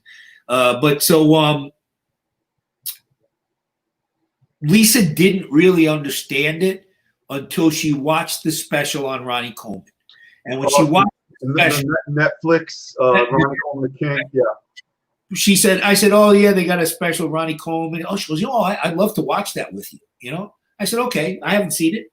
So we put the special on, and throughout the show, throughout the movie or the documentary, she kept looking at me and going, wow, this really puts a perspective on the intensity level that you had, you know, that throughout your career, you know, because Ronnie, when did he retire? early 2000s. I think 2004. I'll look it up right now, John. It's easy to find. I got a site right here. 2007 it says. All right. So 2007. So Ronnie retired in 2007, and this article was 2010. And they had me fourth, and I retired in 1990. You know, so to me it was such an honor to even be in the top 10. You know, and I'm going to be honest with you. You know, I'll be straight up. This fourth hardest training bodybuilder in the history of bodybuilding, that honor is a greater honor to me than winning the USA and everything except for the Fitness Hall of Fame, because that really is about people. It's about helping people. But personal honors, I would say this was one of the greatest honors of my life because it's about work ethic. It's about intensity. And that's what I'm about. To me, it's about you being real. I always say this, people, whether they know it or not, they're looking for the real thing. And there's so little of that now. Like a real thing to me is Jack LaLanne. You know, he lived his life exactly, you know, he's probably working out on his last day of life on earth. John, I want you to address this though, especially, you know, we can't go over every guy, we don't have the time, but Ronnie Coleman would say this. It kind of ties into intensity, I think, and the mindset. And agree or disagree, because he really is. He's effectively a cripple now. But he always said, you know, he did that 800-pound squat for 2 reps, and they asked him, "Do you regret that?" And maybe you would have gotten the same amount of growth from 600 pounds. Was it really necessary? You know, law of diminishing returns. And he says, "I only wish I could have done 3 reps." So, is that just is that mentality encoded in his DNA and he can't get away from it? Here's the thing. I think that when you're good at something and when you're the best, especially if you're the best at something, okay, you take that to the limit, okay? You take it to the limit, and it's hard to give that up, okay? That's your thing. That's what your identity is. Steve Mahalik died by a gunshot to the head. He killed himself. And the reason he killed himself is really simple. He couldn't be the Mr. America that he was in the 70s. He couldn't be the guy that every time somebody looked at him, they were like, wow, look at him, man. That guy looks amazing. He's Mr. America. He couldn't be that guy. And the problem is you have to have a backup plan, okay? And my backup plan wasn't meant to be a backup plan, but because I had started it long before, was UltraFit. See, so when I retired from bodybuilding, had I not had UltraFit and had my vision not been about taking what I did as a person and utilizing that to inspire others and get people to maximize their potential and help them to become healthy, to have better bodies, more self-esteem, more strength, more energy, a better quality of life, a longer life, had I not switched to, okay, my personal career in bodybuilding is over. Now it's time to use every bit of what I've learned and every bit of my background and accolades to inspire others to be their best and live through them and their victories, you know? So I was able to make that change. It's like a professional football player.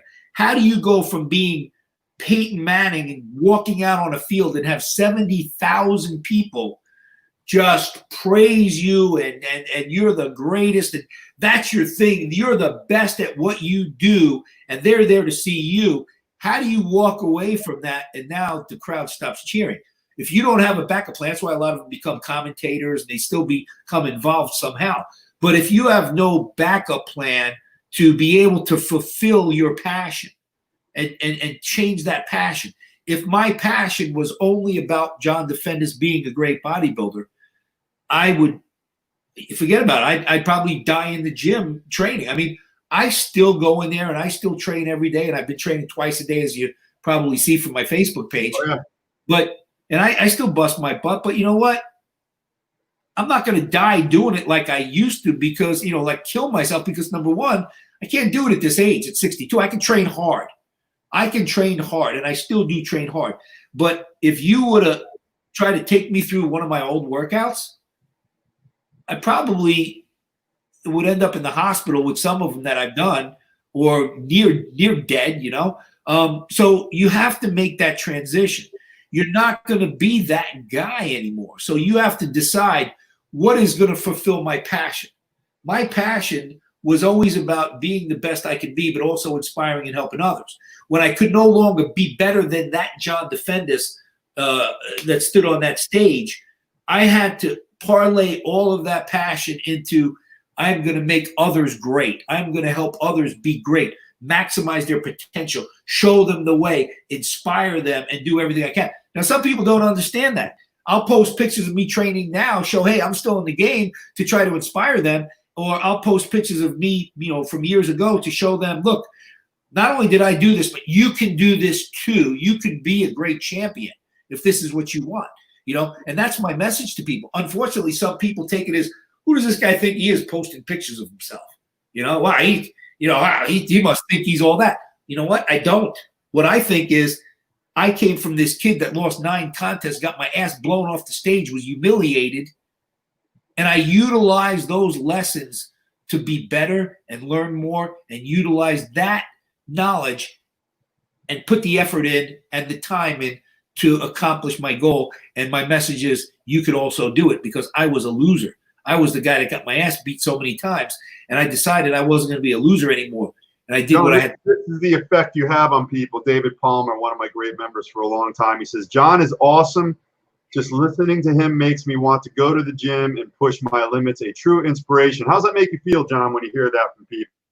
David, thank you very much. The greatest compliment that I could ever receive from people is, I'm inspiring them. And if you notice on my Facebook page, or if I post something on Old School Bodybuilding, which is one of my favorite sites, I try to thank every single person.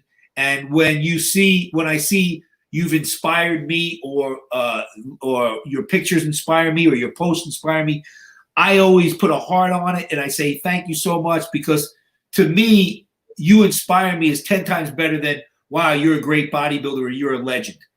You inspire me is really what fulfills my heart. That's really where my passion is, and that's no bullshit. And you know what? You can figure out who's full of shit and who's not. Oh, there's no doubt.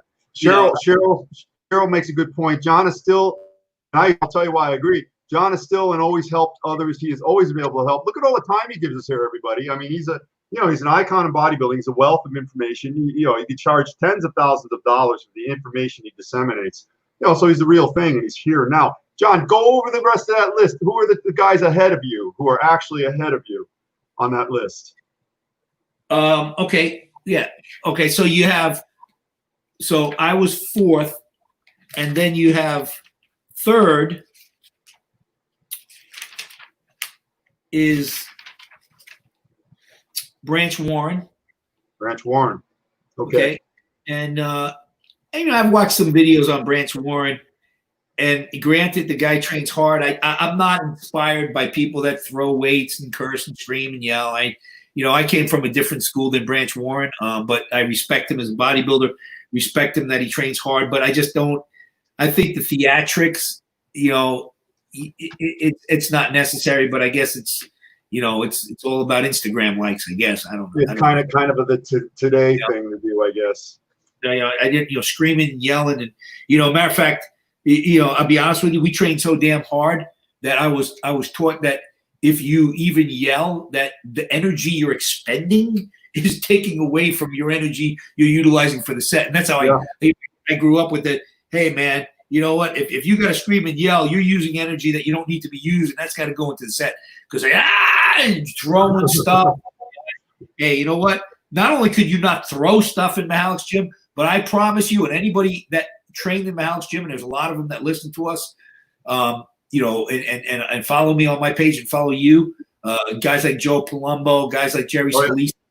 The one thing I can tell you is there was never a plate on the floor. And if there was a plate on the floor, the second that plate hit the floor, Mahalik threw you out of the gym. He'd say, get the F out of my gym now. He wasn't nice about it. He'd grab guys by their shirt. Get out of my gym now. You come back tomorrow. We'll try this. At first, he would make him pick it up and put it on the rack. And he goes, now get out of here. You come back tomorrow. You try it again. He goes, you'll be gone forever. But for now, he'll let them come back and give him another shot. Throw them out that day and give them a shot to come back. But if they did it again, that was it, But most of them, after he threw them out, they didn't want to come back because he wasn't nice when he threw them out, No. he made an example. It's like, I think sometimes you have to make an example to prevent other people from doing it, and I'm not going to expand on that, but you don't have to. The picturesqueness is planted in my mind. Exactly. So Branch Warren was number 3. Number 2 was the great Mr. Olympia Dorian Yates. Never seen him train. I don't know how you could do just a couple sets and have that qualify for, I mean, if I'm doing a set of 30 reps with 450 pounds in a squat, and the last 20 reps, I'm sucking air, trying to get enough oxygen to go down another rep and go down another rep. And literally I'm failing at 30, 35, and I'm somehow standing there until I can get out 50 reps, okay? And that's a set. But then I follow that up with 25, 30, 40 other sets. Why would 1 or 2 or 3 sets qualify to be in that, category? I don't know. I've never seen him train, so I don't know. I did see his video. And with all due respect to Dorian Yates, I mean, whatever he did worked, because the guy that was incredible. I mean, he was. Not my ideal physique. Again, he was a great champion. All the accolades and all the congratulations to Dorian.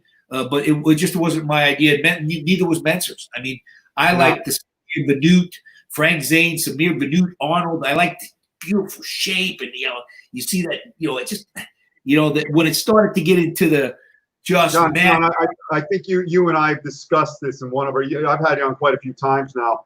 We were talking about how when Zane finally realized he saw Haney, and he said, "This is all changing now." And then furthermore, Haney was ultimately replaced, and Haney still had the aesthetic. He was very astounding and all that, but then he saw Yates, and then he knew things were different on the landscape, right? As far as the size and the overbearing. Yeah. You know what I mean? Haney's probably one of the most brilliant bodybuilders, because Haney not only won that Olympia 8 times, but he got out in the prime of his career. And he was young. He was only like 31, I think, when he was done. Yeah, he got out in the prime of his career, and he didn't have injuries, and he's healthy. And Lee, I love Lee. He's a great friend of mine. He's going to come here and train, and I got a lot of his pictures from the Junior America that he won, and the Mr. America that he won. Wow, that's cool. And so, we talk often, and but my hat's off to Lee, because he's done it all. I mean, successful he made good investments. He's successful financially. He's successful as a great champion, and he's successful at being healthy. And not only, I tell the kids today, the art of bodybuilding is not winning a title. The art of bodybuilding is winning a title, and to live a long life and a good quality of life, to talk about it and to help other people and inspire other people. If you win a title and die, you won't be on this podcast. That's why I have you here, because you've lived. The whole idea of longevity is the age without getting old, but it's also to prevent cell death by not doing the wrong things for yourself, and being able to carry the examples that you and the ideas you practice is becoming a champion and implementing them through life healthfully and putting them upon other people. And you do that, and Lee does. Everybody I've had on here does that. You don't have anybody. There's a lot of sad stories, as you know. These people don't. You mentioned something about Mahalik. I think one of the things is he couldn't bear not being Mr. America, because he identified through that. Whereas you just happen to be a bodybuilder, but you don't. You're all these other things, so you can move on. Yeah, and I tried. And sometimes I get carried away with my training, and I try to train at that level, and after a couple of weeks, it wears on you, and so I try to be smarter, and I try to get to right now I'm more like what do you call him in Karate Kid, the Miyagi? More like I need to be more like Mr. Miyagi, and less like the guy that's still in the ring, are you sure you're not having me coming down there to wax your car, wax on, wax off, while you train inside with Haney? they're just take you through a little workout, Michael. You know, let me tell you something. You get through the workout. You know, you would survive the workout because a great trainer doesn't annihilate people. Okay. Right. Now, like the people that I train, when I say, I put them in the hospital twice, it's because the guy was training with me. Okay. So you're training with me. If you're my training partner, then I expect that you're going to be doing what I do. But if I'm training you, the goal is to take you through, to challenge you at a place you've never been, but to get you through it without throwing up. You know, people will say, I know what's going to happen. I come to Shark Tank, I'm going to throw up. No, you're going to throw up. That's the easy way out. I'm not going to let you throw up, because you throw up, it's an excuse to say, I'm throwing up, man. I can't really do the workout. You know, the art of being a great trainer is to challenge you not to throw up, not to pass out, not to walk out like a cripple, but to challenge you at a level that you've never trained before, but get you through it and allow your body to recover from it. Okay? That's the art of a great trainer. I've had trainers I've interviewed, and I say, well, tell me about, have you trained people before? Yeah, man, I put this guy in the bathroom. He was puking his guts out. You were training him? Was he training with you? No, I was training him. Where's the art to that? There's no art to that.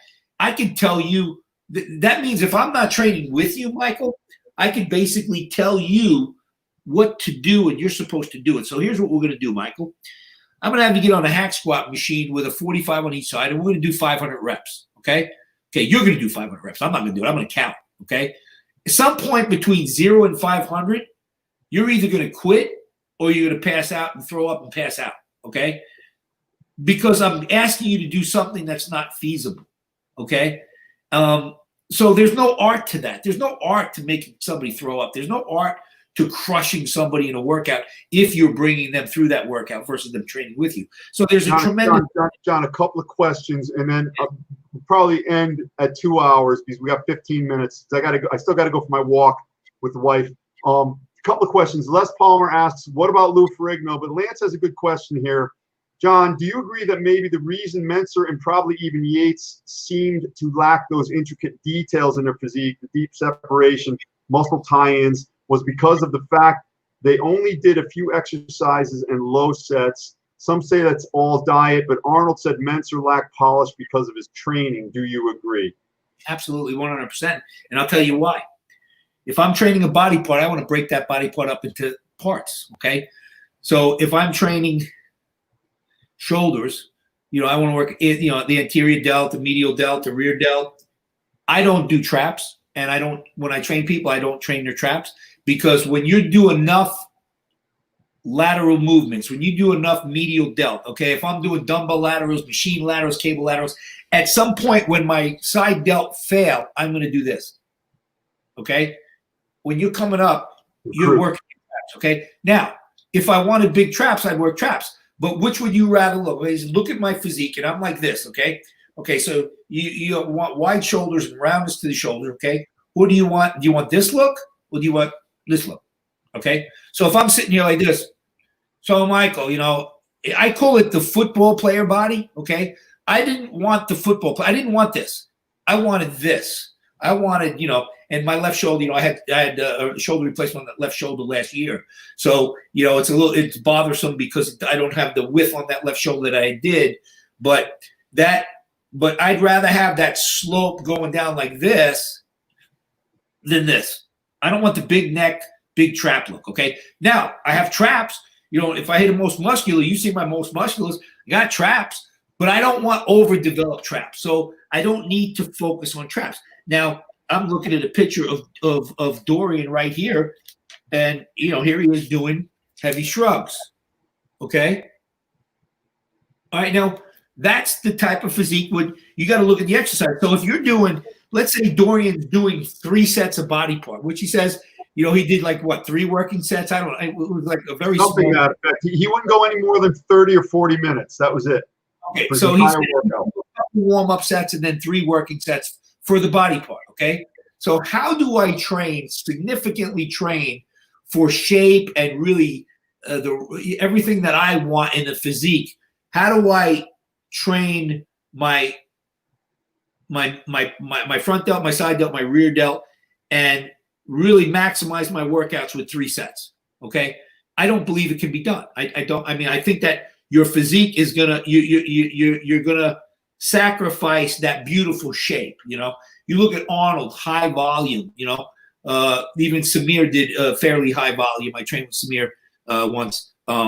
You know, the guys with the greatest shape, they did high volume, but the guys that did low volume, to me, they have a totally different type look. You know. So yeah, I believe that if I'm going to train chest, I'm going to break it down into 4 areas. I got rib cage and serratus. Okay, so high rep pullovers. Okay, so I had rib cage and serratus, which is a long lost exercise now. I don't know what the hell people are thinking. Probably the best one. You're talking about pullovers, John? Pullovers, you know, people do. Yeah. Everyone does pullovers wrong. They use too much weight. They don't do enough reps. They don't do the exercise properly. They're heaving dumbbells over it. And ridiculous shit with the pullovers. Right? I train the trainers how to do a pullover the right way, and I can take you through one set of pullovers, and when you're done, you're going to go, oh my God, what the hell was that? You know, it's a whole different movement than what people perceive it to be. So you got pullovers for rib cage and serratus, which also is a great warm-up for upper chest.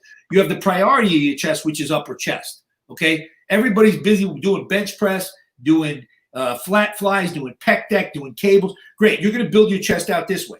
Then you become an old dude like me, and then you got boobs down here, okay? Yeah. I still have pecs because I built my chest up like this, and I lost a lot of this because as you get older, you could fight for that muscle. You're still going to lose some muscle if you're, you know, you see it, especially where, what are you, 55 now, Michael?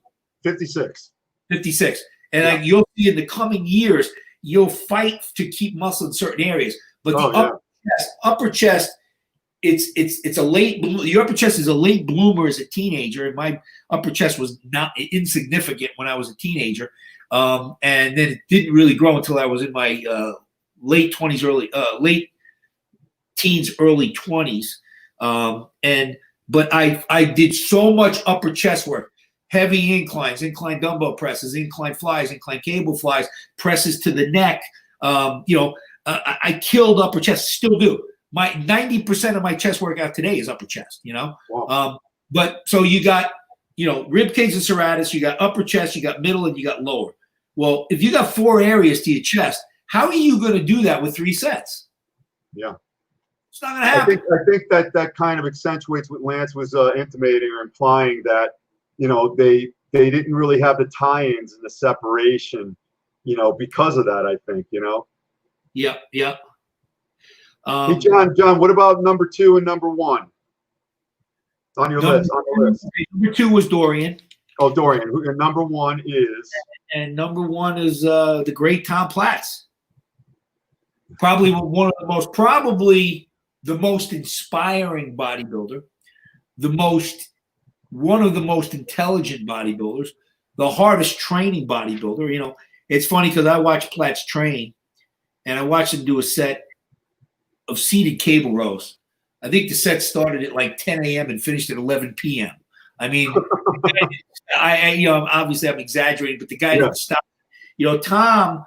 Okay, so that on that seated row, full movement, full stretch, full contraction, full stretch, full contraction. Okay, now when Tom can't do the full stretch, full contraction, he's full stretch, come back force. All right, and then what happens is that set don't stop until he can't twitch, until the muscle doesn't twitch.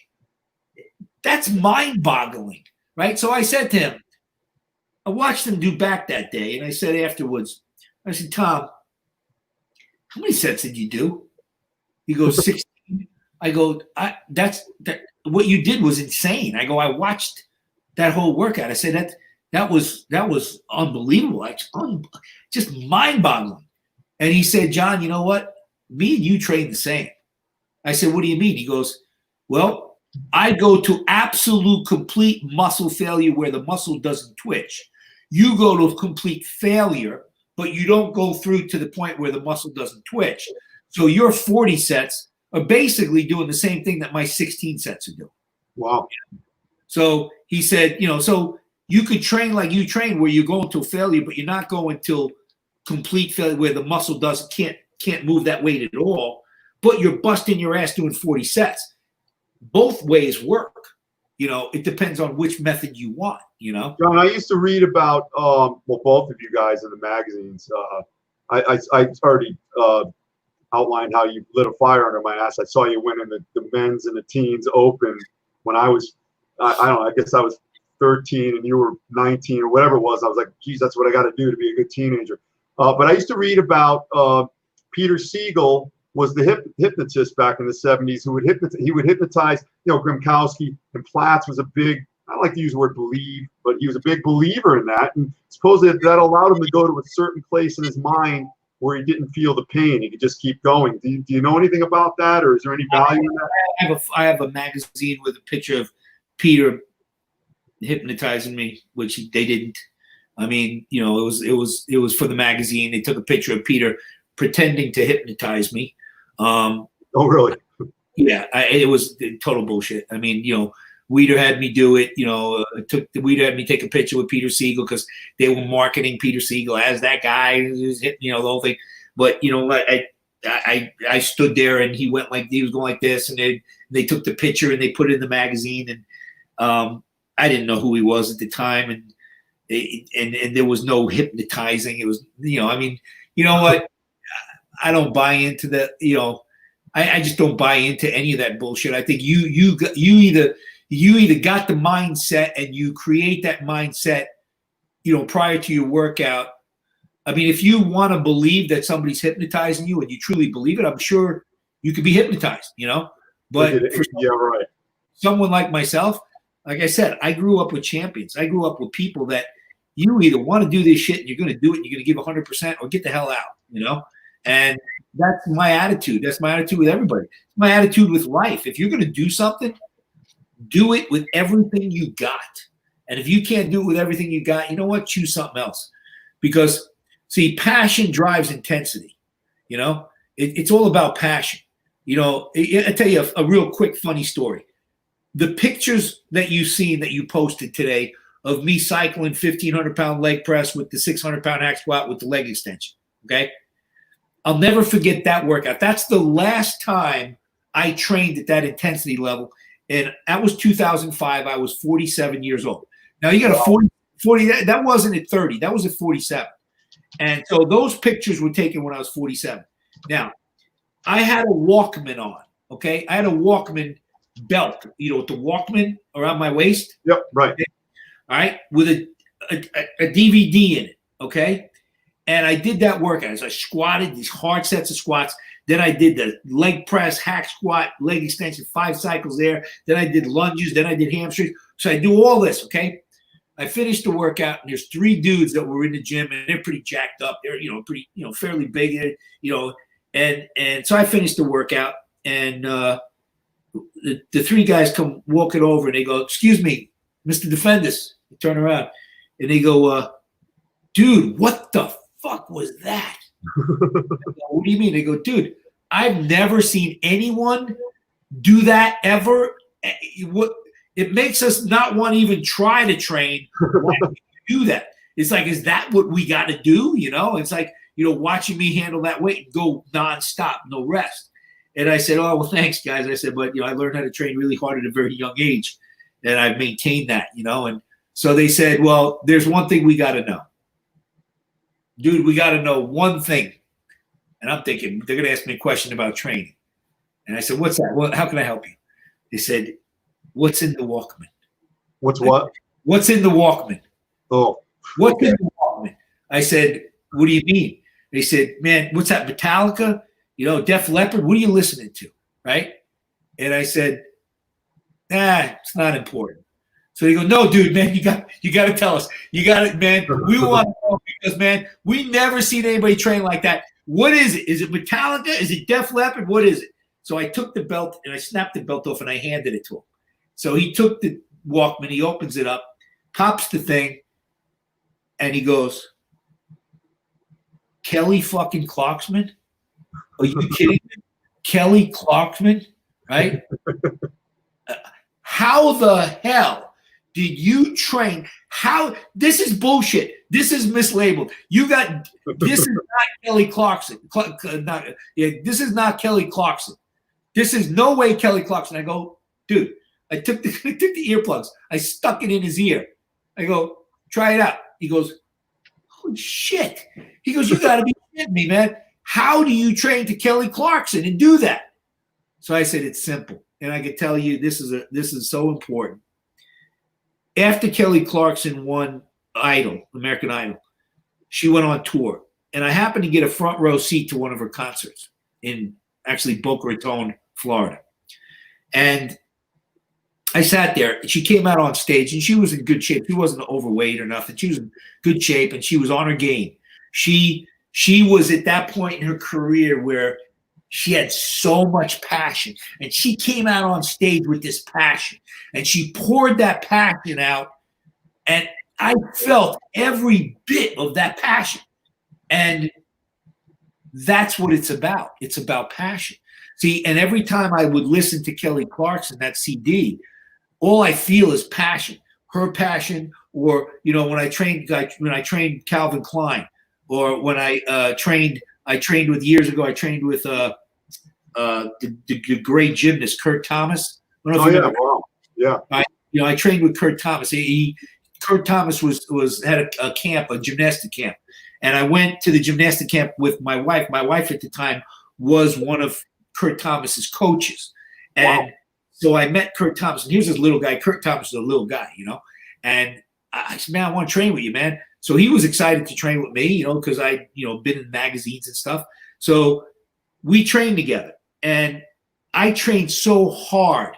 Why did I train hard? The guy wasn't a bodybuilder, because this guy was a champion and he was passionate. Right. And that passion is what drove me. Passion is what drives you.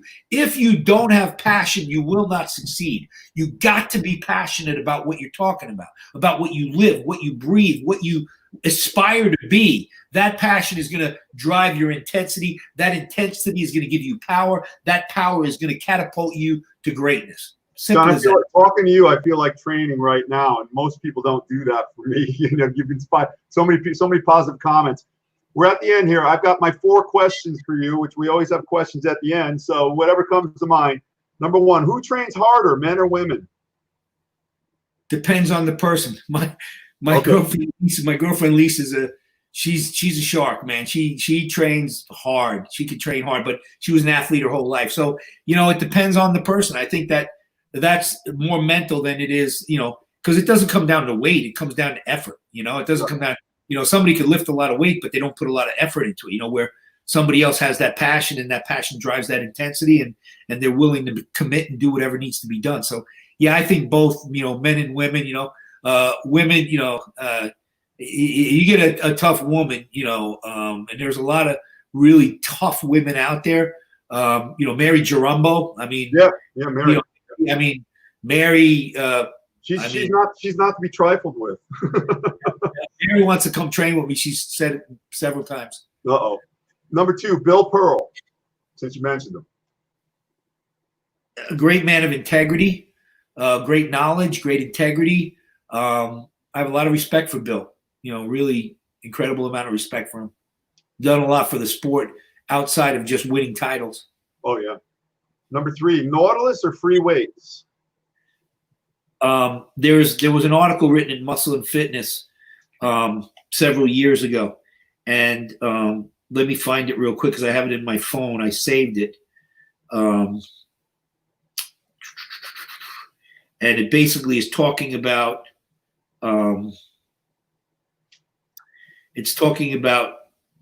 training methods and what people use when they train.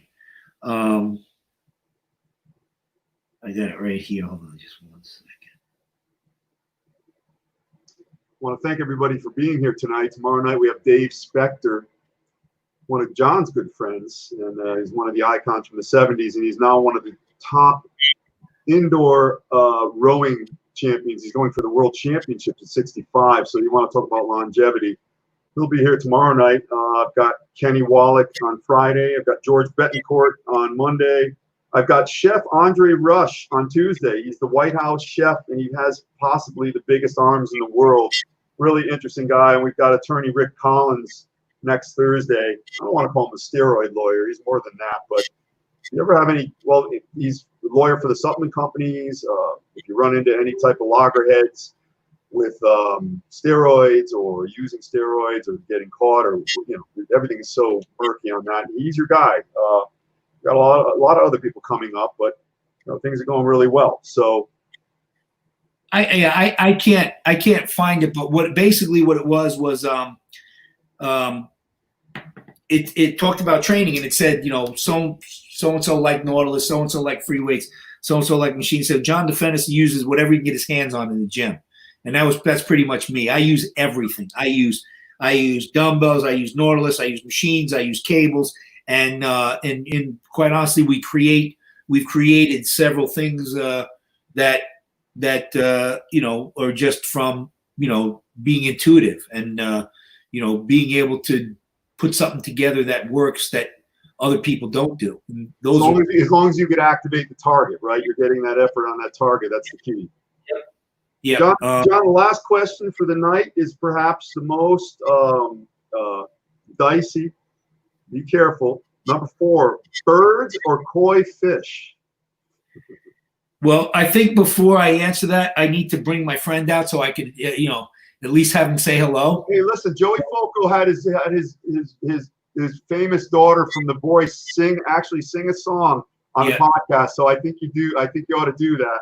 So hold on one second. I'll go get him, and I'll be right back. Everyone, I want to thank you all again. Let me know who you want to hear on here. I'm working on getting Tom Platz and Lou Ferrigno and some other people. And I've had a really good record so far. I've gotten everybody. The only person, I won't even say who it was, but they were kind of good about it, but also kind of weird about not wanting to come on. And that's fine. You never know what's going on with people. And it's a big world, and you want to be around as many successful people as you could be around. Thank you, Les, and thank you, Cheryl. You had a lot of great input for us tonight. You really helped us out a lot. Pullovers are the best. I'm glad you got stuff out of it, Albert. I'm always glad when you're here. Frank White, yes. Wax on, wax off. No, I don't think John's going to have me wax a car. Lance, you're always integral and a friend as well. You didn't really talk about Lou Ferrigno, Les. Probably next time. Oh, look who's here. Who is it? Is that Baby? Look at that beautiful bird. Baby. Look. Say hello. Wait. Let me go this way. Look at that. So cool. Hey, see, who's that? Now, what name? What's the bird's name, John?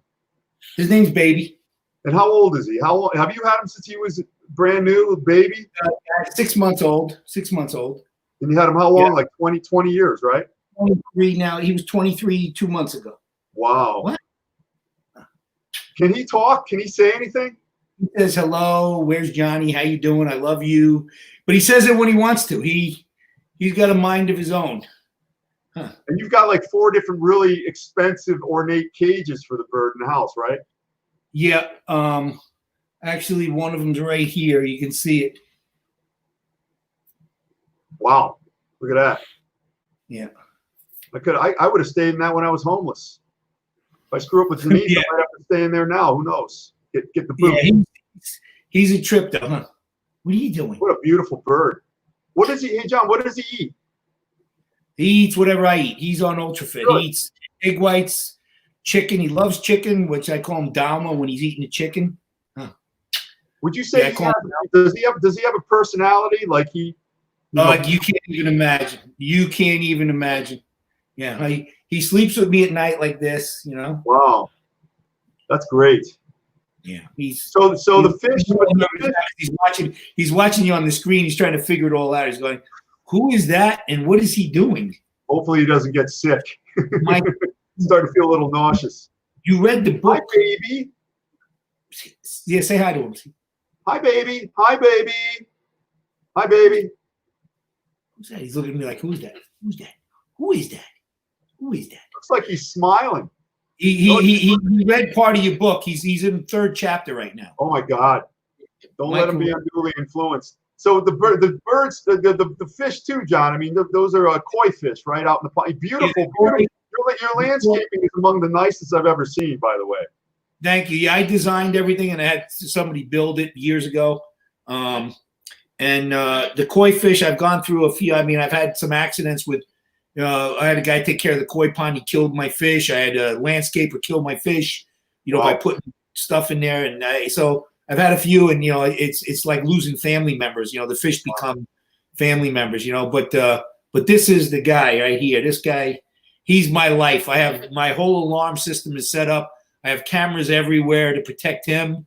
I mean, it's one thing if people trying to steal something, but you got to protect your family. And absolutely, life is all that matters, John. I really want to thank you because you didn't know you were doing this tonight. You gave us over 2 hours, covered for Vince Taylor, who will be here next week, and we got your good pal Dave Spector tomorrow night at 7. And we'll talk again. We talk every day, you and I. Keep doing a great job. Good. So hopefully lockdown's done soon. You get all your people working again. You gearing up for that soon, setting up in the gyms again and everything. Everybody's back, working Good. for the part, and we're getting things back together. It's slow. Last week was, just a couple people coming back, and now we're getting everyone starting to come back. And so, hopefully, we'll be able to help more people get healthy, The eye in the sky says new normal. I say all will be well and all will be even better. Because if you don't, I know you share this idea. If you don't think that way, why bother getting out of bed, right? Yep, absolutely. John, thanks again, man. Great job. It energizes me. We have more information now, and that's what it's all about. So I thank you. We'll have you back. We got to have you on a split screen with like either Romano or one of your old training partners, Spector, somebody like that. That'll be fun. He's still trying to figure you out, Michael. Oh, God.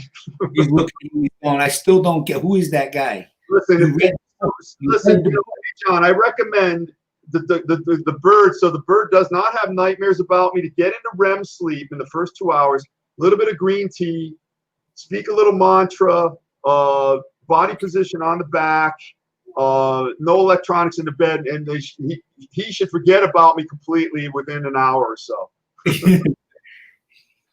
All right, John. Thanks, man. Thanks, baby. Thanks for giving us a leg up, baby. We appreciate it. Thanks, John. I'll shoot you a message later, man. All right, sounds good, man. Thanks. Good night, everybody. Thank you. Good night. Thank you, everyone.